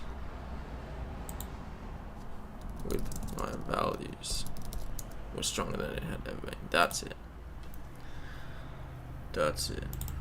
My confidence in the effects of my meditation practice on my character and the harmony of my actions with my values. And the harmony of my actions and values. And the harmony of my actions and values was stronger than it had ever been. And that led me to take it even further. I continued practicing every day that I found time.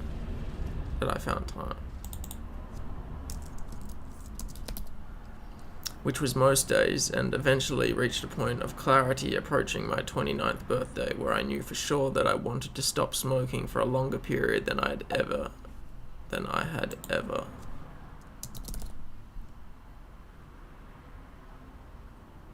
Oh wait, there's the longer period than I ever had before, alongside not PMOing for a longer period than ever before, as well as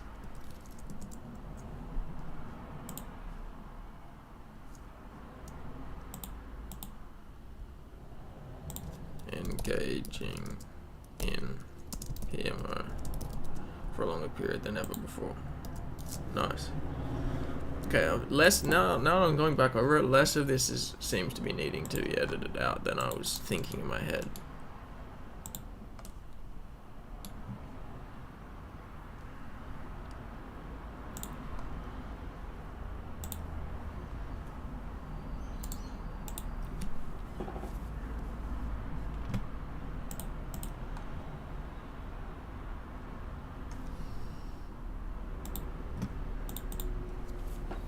I think I still have one more chapter to write to tie everything together.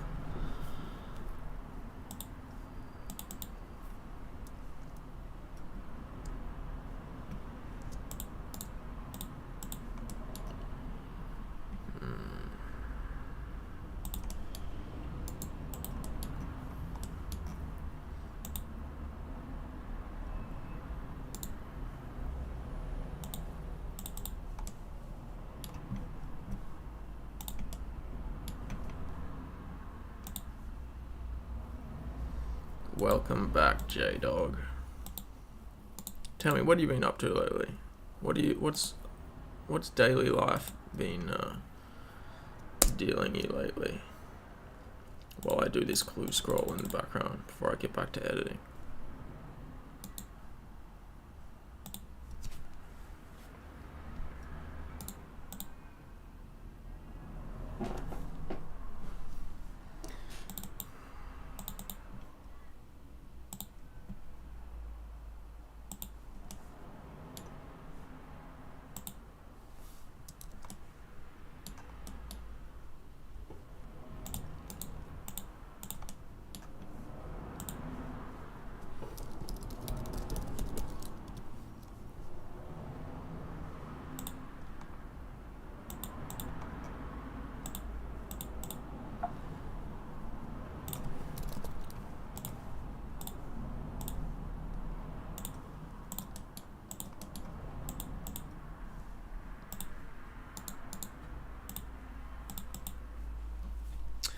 Nothing much, man. Just enjoying gap year. Solely gym and hobbies. What hobbies are we talking?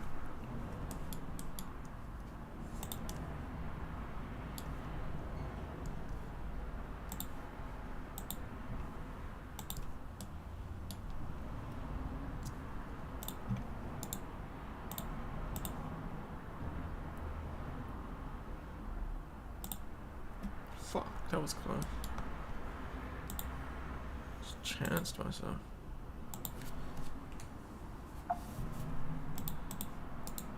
Oh no. Wait, 2 minutes. What the fuck? Oh no, that's okay.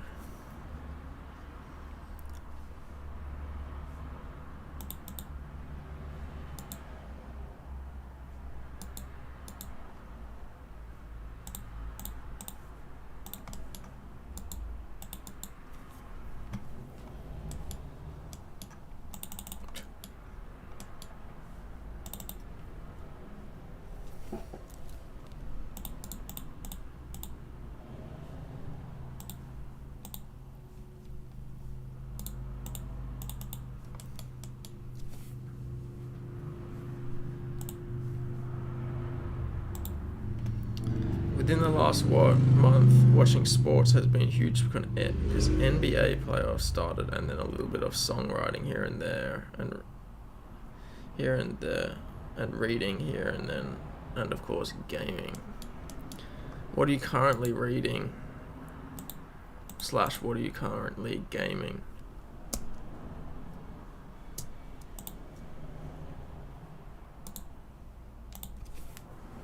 Of course, gaming.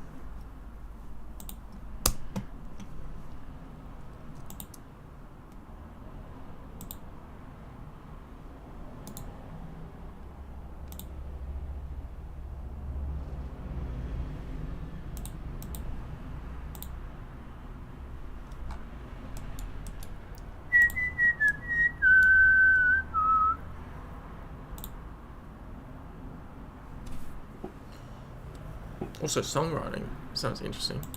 Just lyrics we're talking about, or musical elements?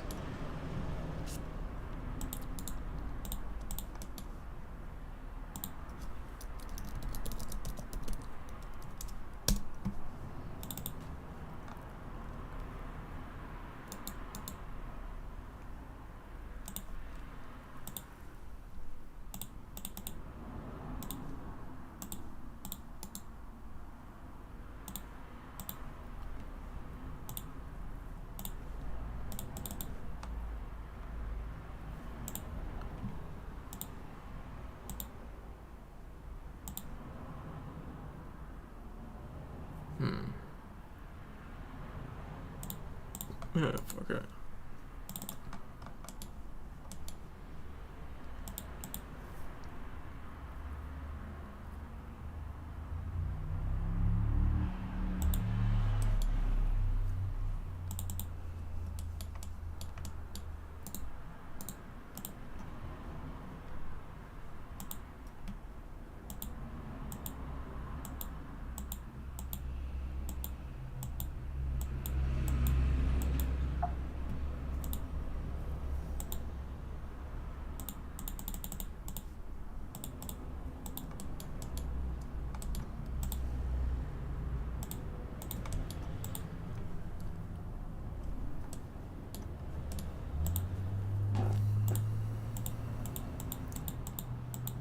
As of right now, I haven't started a new book yet, but recently finished one on the history of Cuba, which I picked in downtown Havana, written by the Cuban people, so no bullshit USA propaganda. That's interesting. Are there some interesting points you could boil down that would be interesting for me to know about the history of Cuba? Trying to find something on the Soviet Union, huh? You don't know why it's been piquing your interest? No idea at all?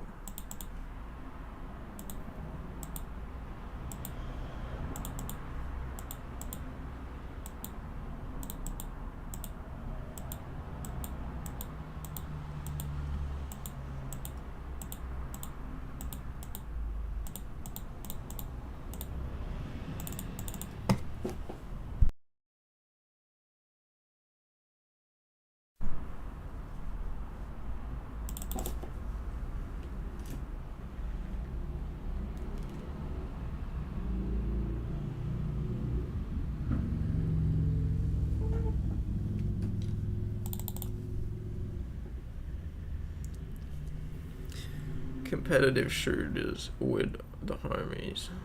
Oh yeah. Never really got into the shooting games, so I don't know any of those titles. But I get it. You point and you shoot.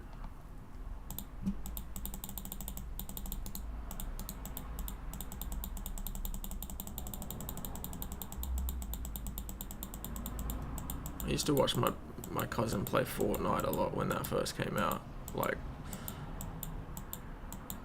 6 years ago, it must have been now. Gee.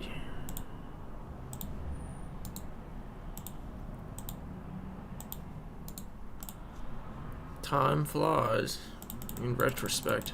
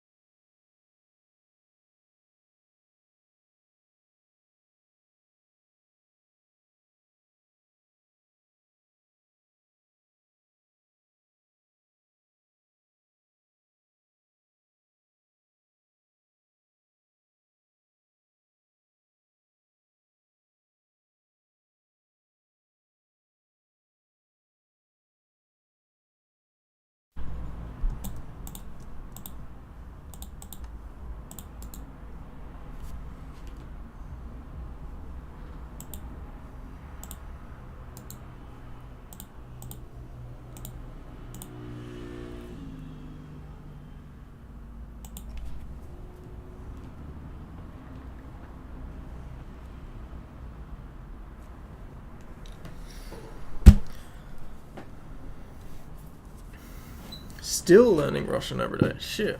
If you told me that, I forgot. You learning Russian, hey? Something interesting about Cuba is that they were the last American nation to gain sovereignty from original European conquerors, only as recent as 1912. Okay, let me read that and understand it. They were the last American nation to gain sovereignty from the original European conquerors. Okay.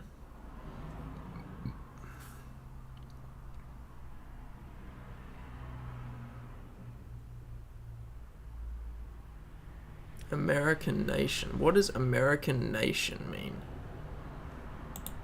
Like, does that just mean relating to the North and South America continent?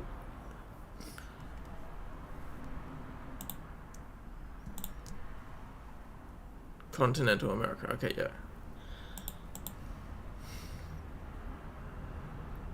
For example, USA gained freedom from England in 1776. It didn't beat Spain until 1912. Right.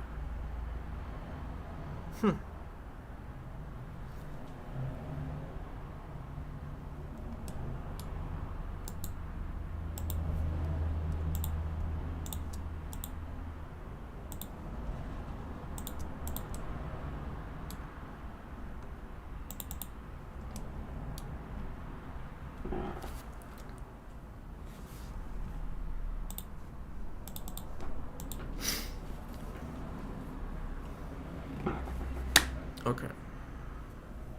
Editing. Something about being closer to my 30s than ever before had stirred up a need to finally break this habit that had been with me. To finally break this habit.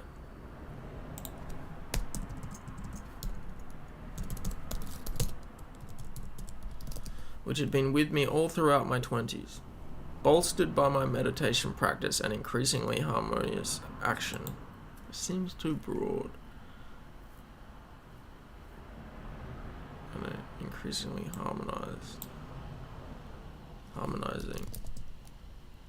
action.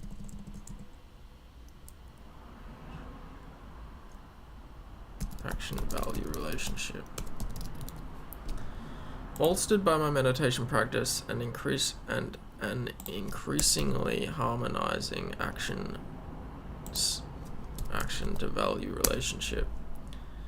I was able to make it more than 3 weeks without having weed in my home and simultaneously went a record 26 days without wanking to porn. This streak was broken briefly around my birthday as I got a gram as a celebratory gift. That doesn't need to be included.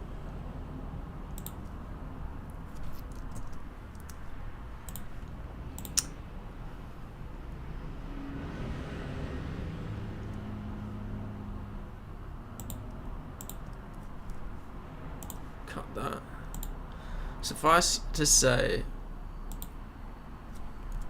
the practice of consistent meditation allowed me the ability to finally attenuate a cluster of inharmonious actions I had been perpetuating for the majority of my 20s. In regards to smoking, and for more than half my life at this point in regards to pornography. The test was over. This was a practice that brought results.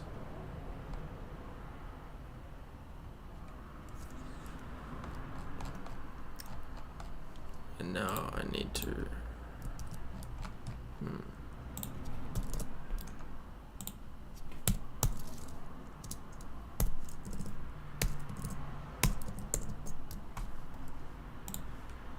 Okay, that's chapter 6. Now chapter 7. Chapter 7 is the final chapter after, right before coming into the end chapter. I just have to link between those two.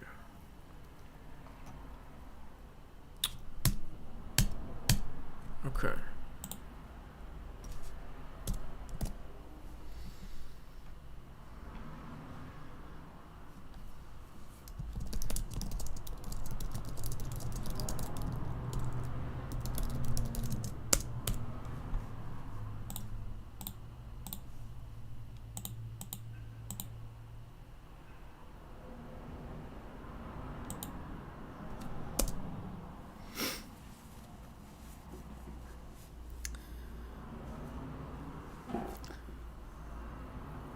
An embargo on them, which makes them super unique in that they are an advanced society with products from the 1950s being there as true for.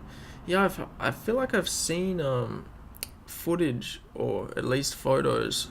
It must be from there or somewhere in a similar situation where they must have been under embargo for a similarly long time, and all their vehicles and stuff does kind of seem like it's 50, 60 years ago, but it's today. It's strange. It's cool, I guess, in that extent. I just find beats on YouTube I really like, then write out choruses and verses. Mimicking songwriting, that is songwriting. Definitely the most therapeutic of my hobbies. Interesting. Because most of my lyrics are kind of like real shit in my life. It's almost like a journal in a song. I feel that. Are you gonna try and record them, or is it purely you just like to write it and that's the therapy and you leave it at that? No wish to go further. I feel like I may have asked that before.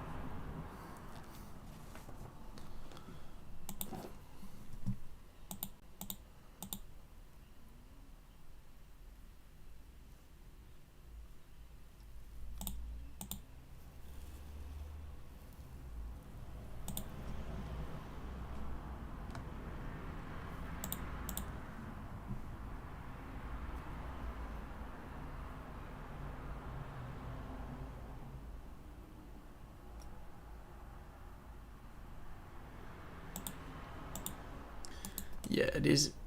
It would be daunting, and it is daunting when you haven't started that process of learning how to do that yet.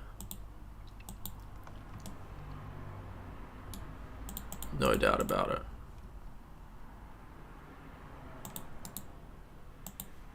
But if you can have fun with learning it, then the world is your oyster. Slothy said he's going to teach me and help record some shit. There you go. Yeah, once you get the basics down, it's very easy to do. But at first it can seem daunting to learn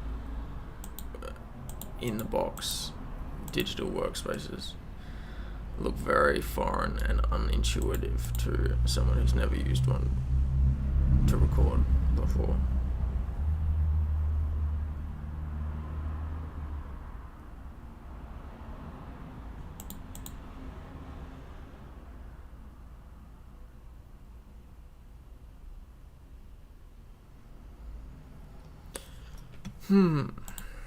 Okay, I've got to write up chapter 7 to link it to the end.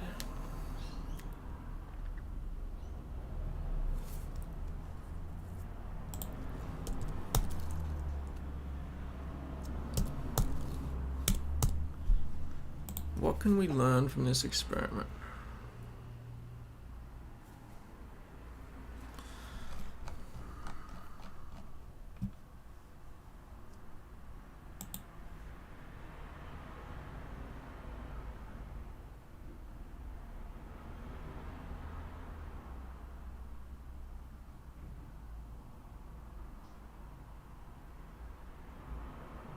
Okay.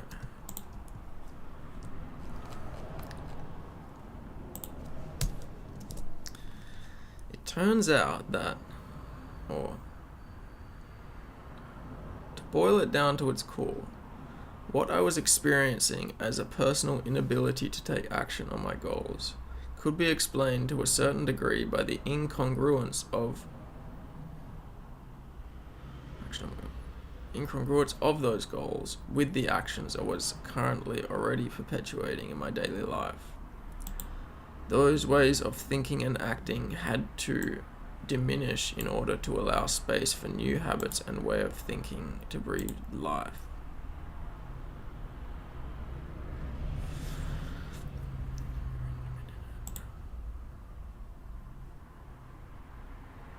New harmonious. Those ways of thinking and those inharmonious ways of thinking and acting had to diminish and transform in order to allow the space for new harmonious habits and ways of thinking to breathe life and to breathe life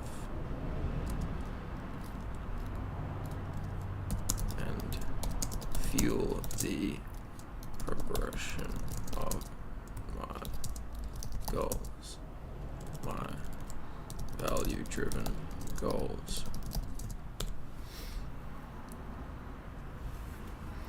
Also broke as fuck right now. I can't really afford going in on equipment like I want to, like you want to. You really don't need much. I'm assuming you have a computer and then you can torrent Ableton and $200 for a mic, less AT2020, ATM50, the Audio Technica mic, less than $200. That's all you need. By the way, random thought that just came to me in my head, but I remember you asking about if Pothead is impolite, and I think definitely holds it a little bit. Yeah, I feel like I had that too. Even though it's like among potheads, it'd be like, yeah, sure, we're potheads, that's fine. We like weed, but it definitely has that connotation coming from outside. Like if you're someone who doesn't smoke, calling a pothead does seem like negatively derogative. Yeah, I agree. I came to that conclusion and decided not to, even though I am a pothead as well. I'm a lived pothead. I still decided not to use that word because I'm talking from a perspective in this, at least during that period where I wasn't smoking. So stoner. No, I feel like stoner is the same. Not that it matters. It doesn't matter anymore, but it's interesting. Recreational smoker. What did I say? I ended up just saying someone who loves weed or something like that, or smokes the most. Yeah. Yeah.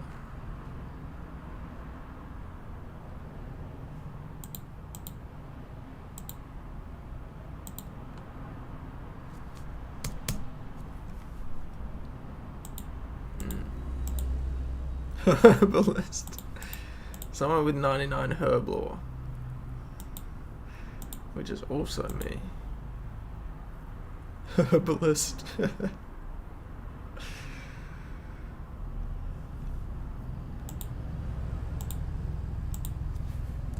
Okay, I think if I'm going to write this chapter, I need to be focused fully on that. So I'll save writing that to once I end this stream in like 10 minutes or so. I guess I still edit the final chapter before I get to that though. Chapter 8, The Mysteries of Value.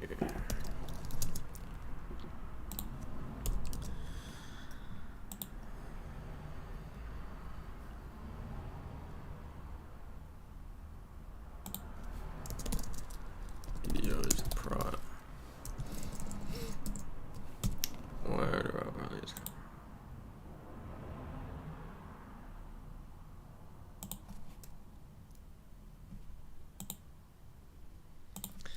Where do our values come from?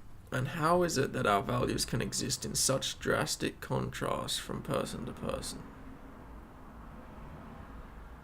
I mean, there are plenty of ways to explain that.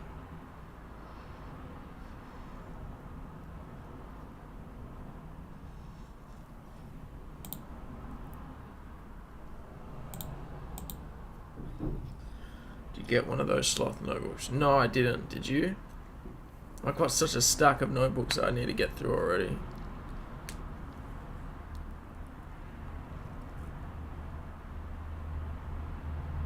How is it that our values can exist in such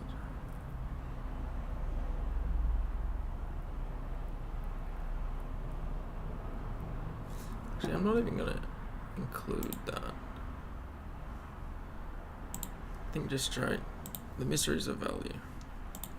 As I've commented on in videos prior, certain characteristics of our personalities and who we are innately mysterious. We cannot trace them to any absolute beginning or find any absolute origin point of what and who we are. Nor are we even able to comprehend in full the breadth of what we are. So much of existence is unknown and unknowable, and so much of that, or perhaps all of it, is us. Having spoken last episode about identity and our roles within the world, we should already have some sense or idea as to how our values play a part in that construction. We are drawn uniquely in some way or another towards particular phenomena and ideals in this world. And for some inscrutable reason, you will tend this way. You will tend one way while I lean another.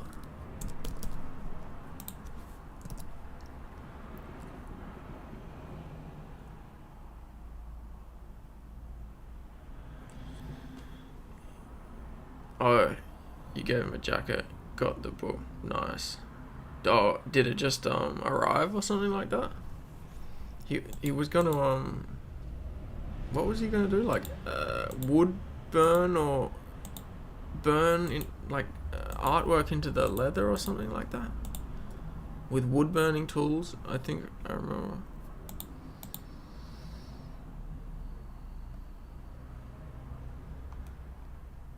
There is no greater mystery nor more bold of an adventure than the search for oneself, for the world self, for God and the universe, the unborn mind, the Christ consciousness, and for the path that unfolds on the threshold of birth and death. The steps upon that path of adventure begin with the investigation of your own honest and true individuality, which is so uniquely valuable and rare that no one else other than you could ever hope to bring your light to this world.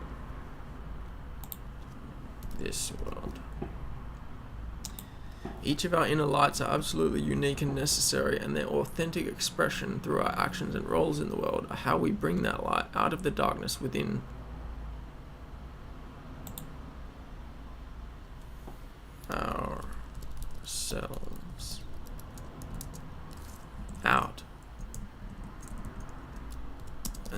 to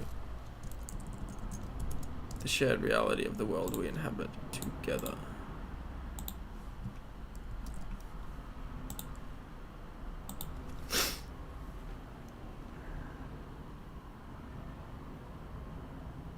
Oh, right.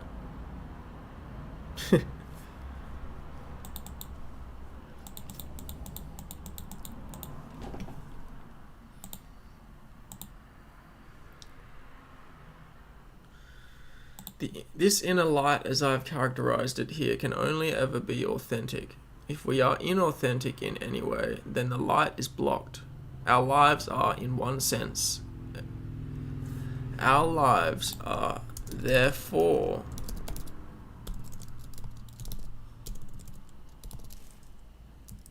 in this sense,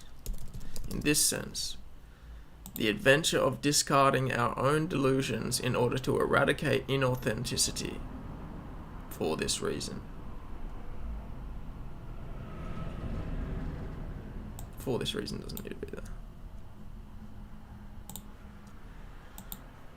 Our lives are therefore,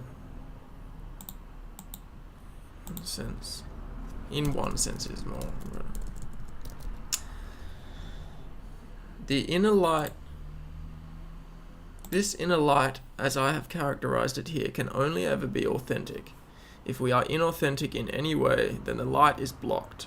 Our lives are therefore, in one sense, the adventure of discarding our own delusions in order to eradicate inauthenticity.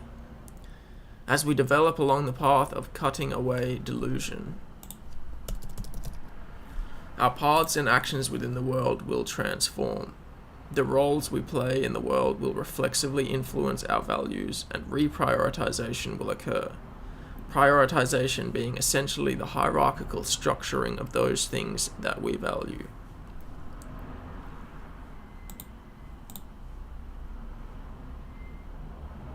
Hierarchical restructuring of those things we value most. The transformation of our lives shifts in priority. The transformation of our values shifts in priority. And our resultant changes in behavior and action in the world.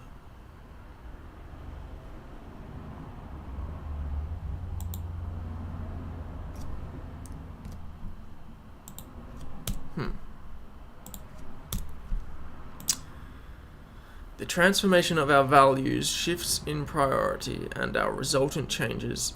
The transformation of our values shifts in priority, and our resultant changes in behavior and action in the world is the way in which we slowly ease our way into ever more this sentence isn't true. This sentence needs work.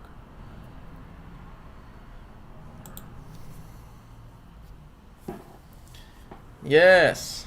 Yo, I got it working.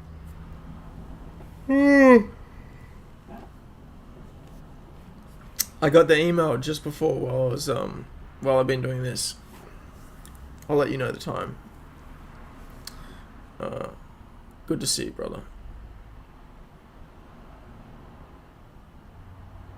Away from home feels like home to me. It has happened. Prioritization. Okay. The transformation of our values shifts in priority.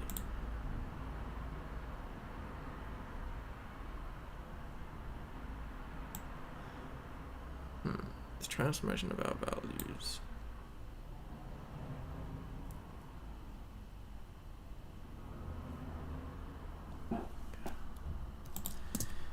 Oops. Incurs resultant changes in behavior.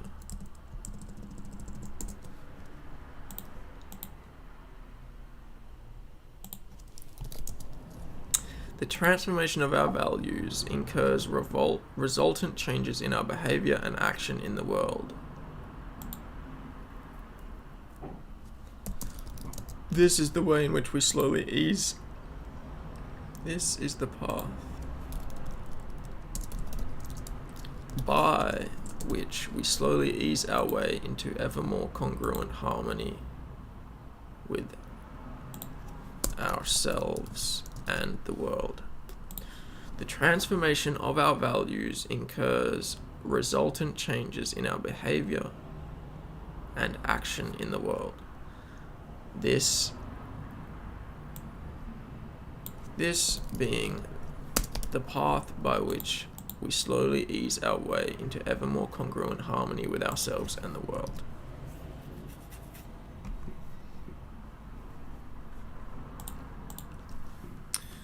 Are you edit? Yes, that's exactly what I'm doing. I had the idea come to me last night. I'm gonna have the videos the same, like I'm gonna have footage and stuff over the video, but I'm not gonna edit it as much. I'm just gonna have like a flow of video footage that's less specific to the footage, but just like visuals to watch while listening. And I'm gonna have that video on the main Raise God channel. And on this channel, once I edit the script finally, I'm just going to read it from start to finish in like a nice looking spot with nice microphone. Or like nice audio, I mean. I have the nice microphone, I just have to do it in the right... Actually, yeah, we'll see.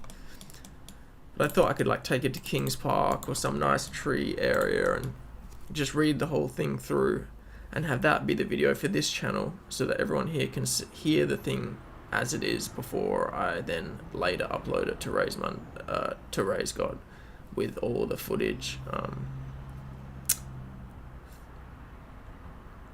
Because yeah, that channel is more like the flashy showing things channel. This channel is the more just pure information. That's how I think about it. To end, let me risk sounding perhaps too otherworldly for a moment in order to express one final perspective on harmony, that is, divine harmony. Divine harmony is that which is always in motion, like a never-ending song, but which never finds itself out of harmony. It is always perfect. We as individuals use what we call mind to transform what is this primordial harmony into a personal reality, filled with our own personal law and illusion. This reality is a lived delirium. Maybe I'm going to take...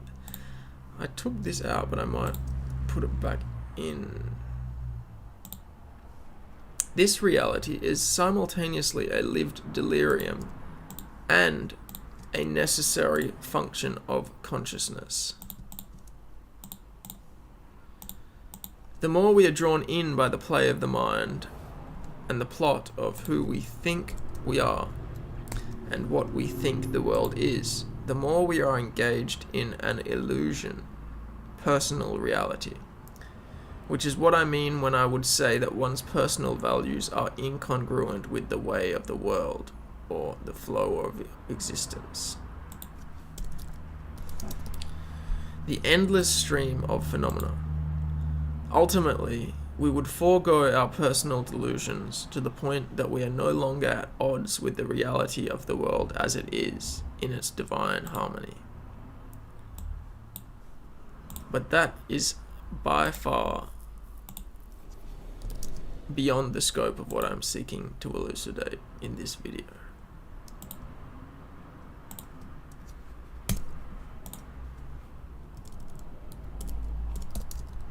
So I'll leave it at that.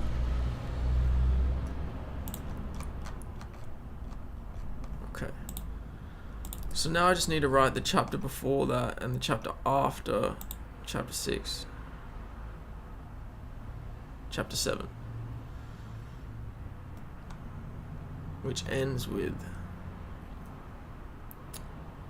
the recognition that what I was experiencing as personal inability to take action on my goals being explained by a certain degree the incongruence of the goals I held, with the actions I was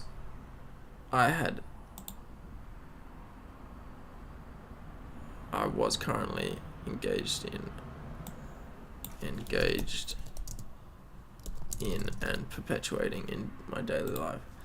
To boil it down to its core, what I was experiencing as a personal inability to take action on my goals could be explained to a certain degree by the incongruence of those goals I held with the actions I was currently engaged in and perpetuating in my daily life. Those inharmonious ways of thinking and acting had to diminish and transform in order to allow the space for new harmonious habits and ways of thinking to breathe life and fuel the progression of my value-driven goals. Tell me why later over a call. I was about to wrap this up, to be quite honest. Because in order to write, it's easy enough to edit while I'm here live, but I think writing will be something I need to do more focused. I'm just gonna take a break for now.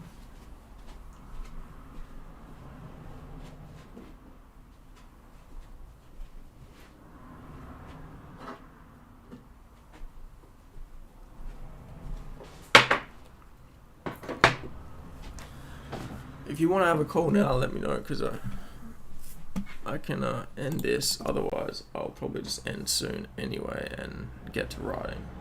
But let me know. Jared, if you're still there as well, I came up with this. I started using this calendar program where people can book in time with me if they want to have a call. So if you want to have a call with me sometime soon to catch up, more one-on-one, then I can send that link to you so you can book in a time if you want. But I'm going to be more regularly doing this as well, so I'll be around.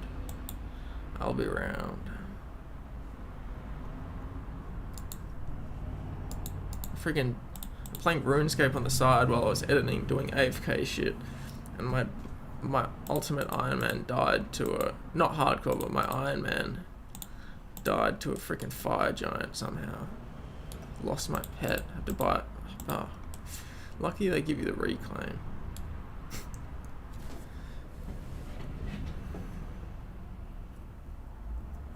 Nice, yeah, I'll send that to, when I get to sending Instagram messages later in the day, I'll remember to send that to you.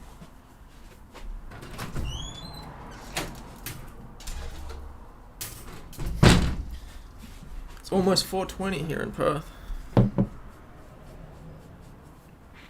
It's 4 a.m. now, oh shit.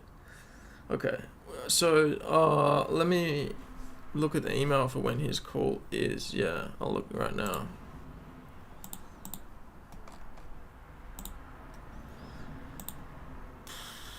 It's 8 p.m. for me on Thursday the 1st, so... Where are you again? No. Wait, if it's... Oh, you're exactly 12 hours. Right, okay. So it's going to be 8 a.m. for you on Thursday. 8 a.m. Thursday for you, because it's 8 p.m. for me on Thursday.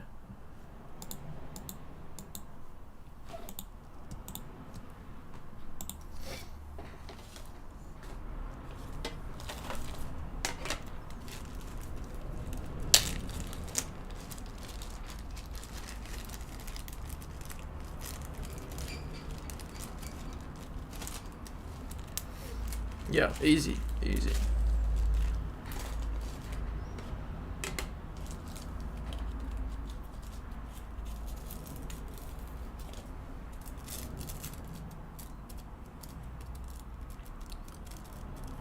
Oh, right, so the scheduling thing legit just decides the time, but we can do the call however. Maybe you message him and ask if he has Discord, because if he does, that would be easiest for us to all be in a Discord call, just like the others.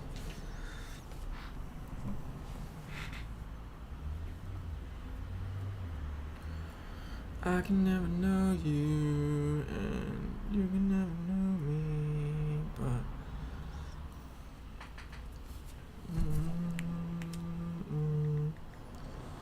How's this sound through these speakers? Probably pretty terrible, but...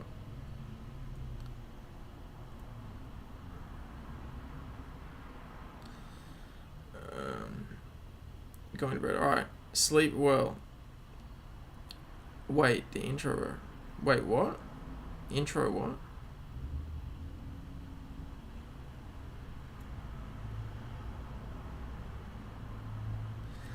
The intro of that song and the climax of the song. Oh, yeah. Yeah, the one I sent. I was just about to play it through my phone. The intro of that song and the climax of the song, melody is catchy. So I was thinking of because the intro of it is the same beat, but I just not singing over it yet. And then the climax is when I'm singing over it. I'm wondering whether I should just leave the singing to that end bit, or bring it so the chorus is also over that first part. I don't know if you'll be able to hear this well, Jared, but I'll play it through my phone through the speaker. You probably will not get the good quality, but you'll hear the melody I've been humming.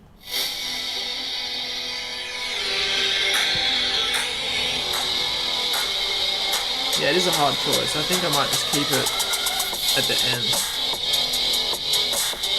Build up to it.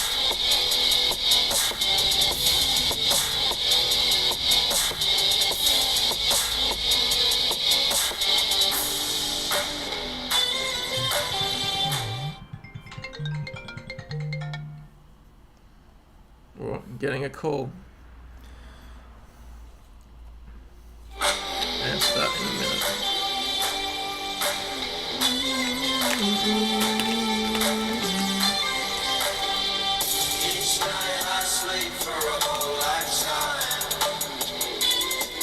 Yeah, I think the intro would is good without lyrics. No, Omar's not on this. I only made this yesterday.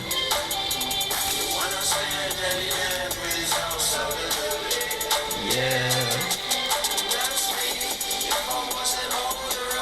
Might be.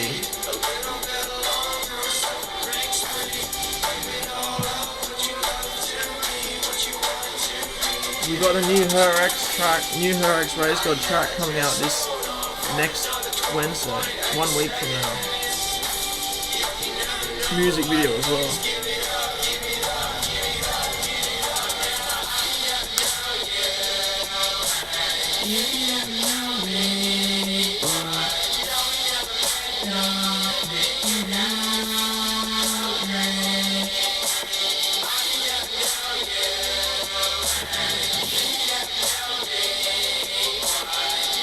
Yeah, it does have a nice build up, the momentum.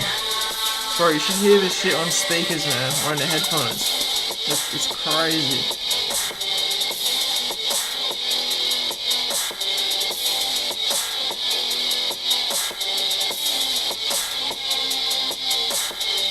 I really want to learn how to play the songs through the stream so that you can hear it at the same quality, or at proper quality. Maybe I'll learn how to do that before I hop on next time. Unfailing Love, hell yeah. Yeah, that one did the best out of the singles so far for the album that we have, which will be coming soon. I'm gonna finalize that fucking thing. Song playing is amazing, hell yeah. Next time I stream, I'll play it to you with proper quality. I mean, I can just send it to you, but I like hearing your reaction at the same time. Oh yeah, we do. I have the footage to the Unveiling Love music video. I just need to edit that. I said to Omar the other day, once I finish this, once I finish the Raise Mundane episode and that's all edited, then Unfailing Love music video is to be edited next.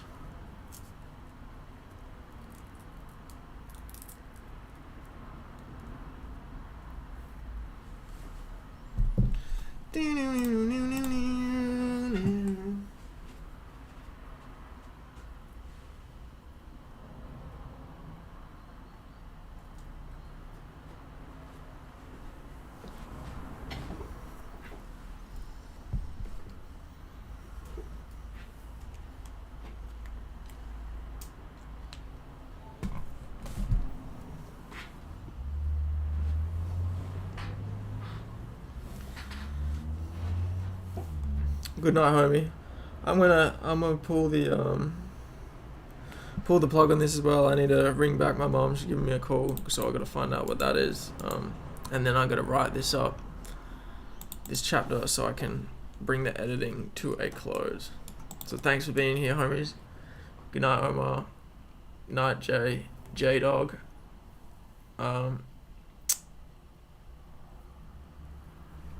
To whoever else is here, if there's anyone else still.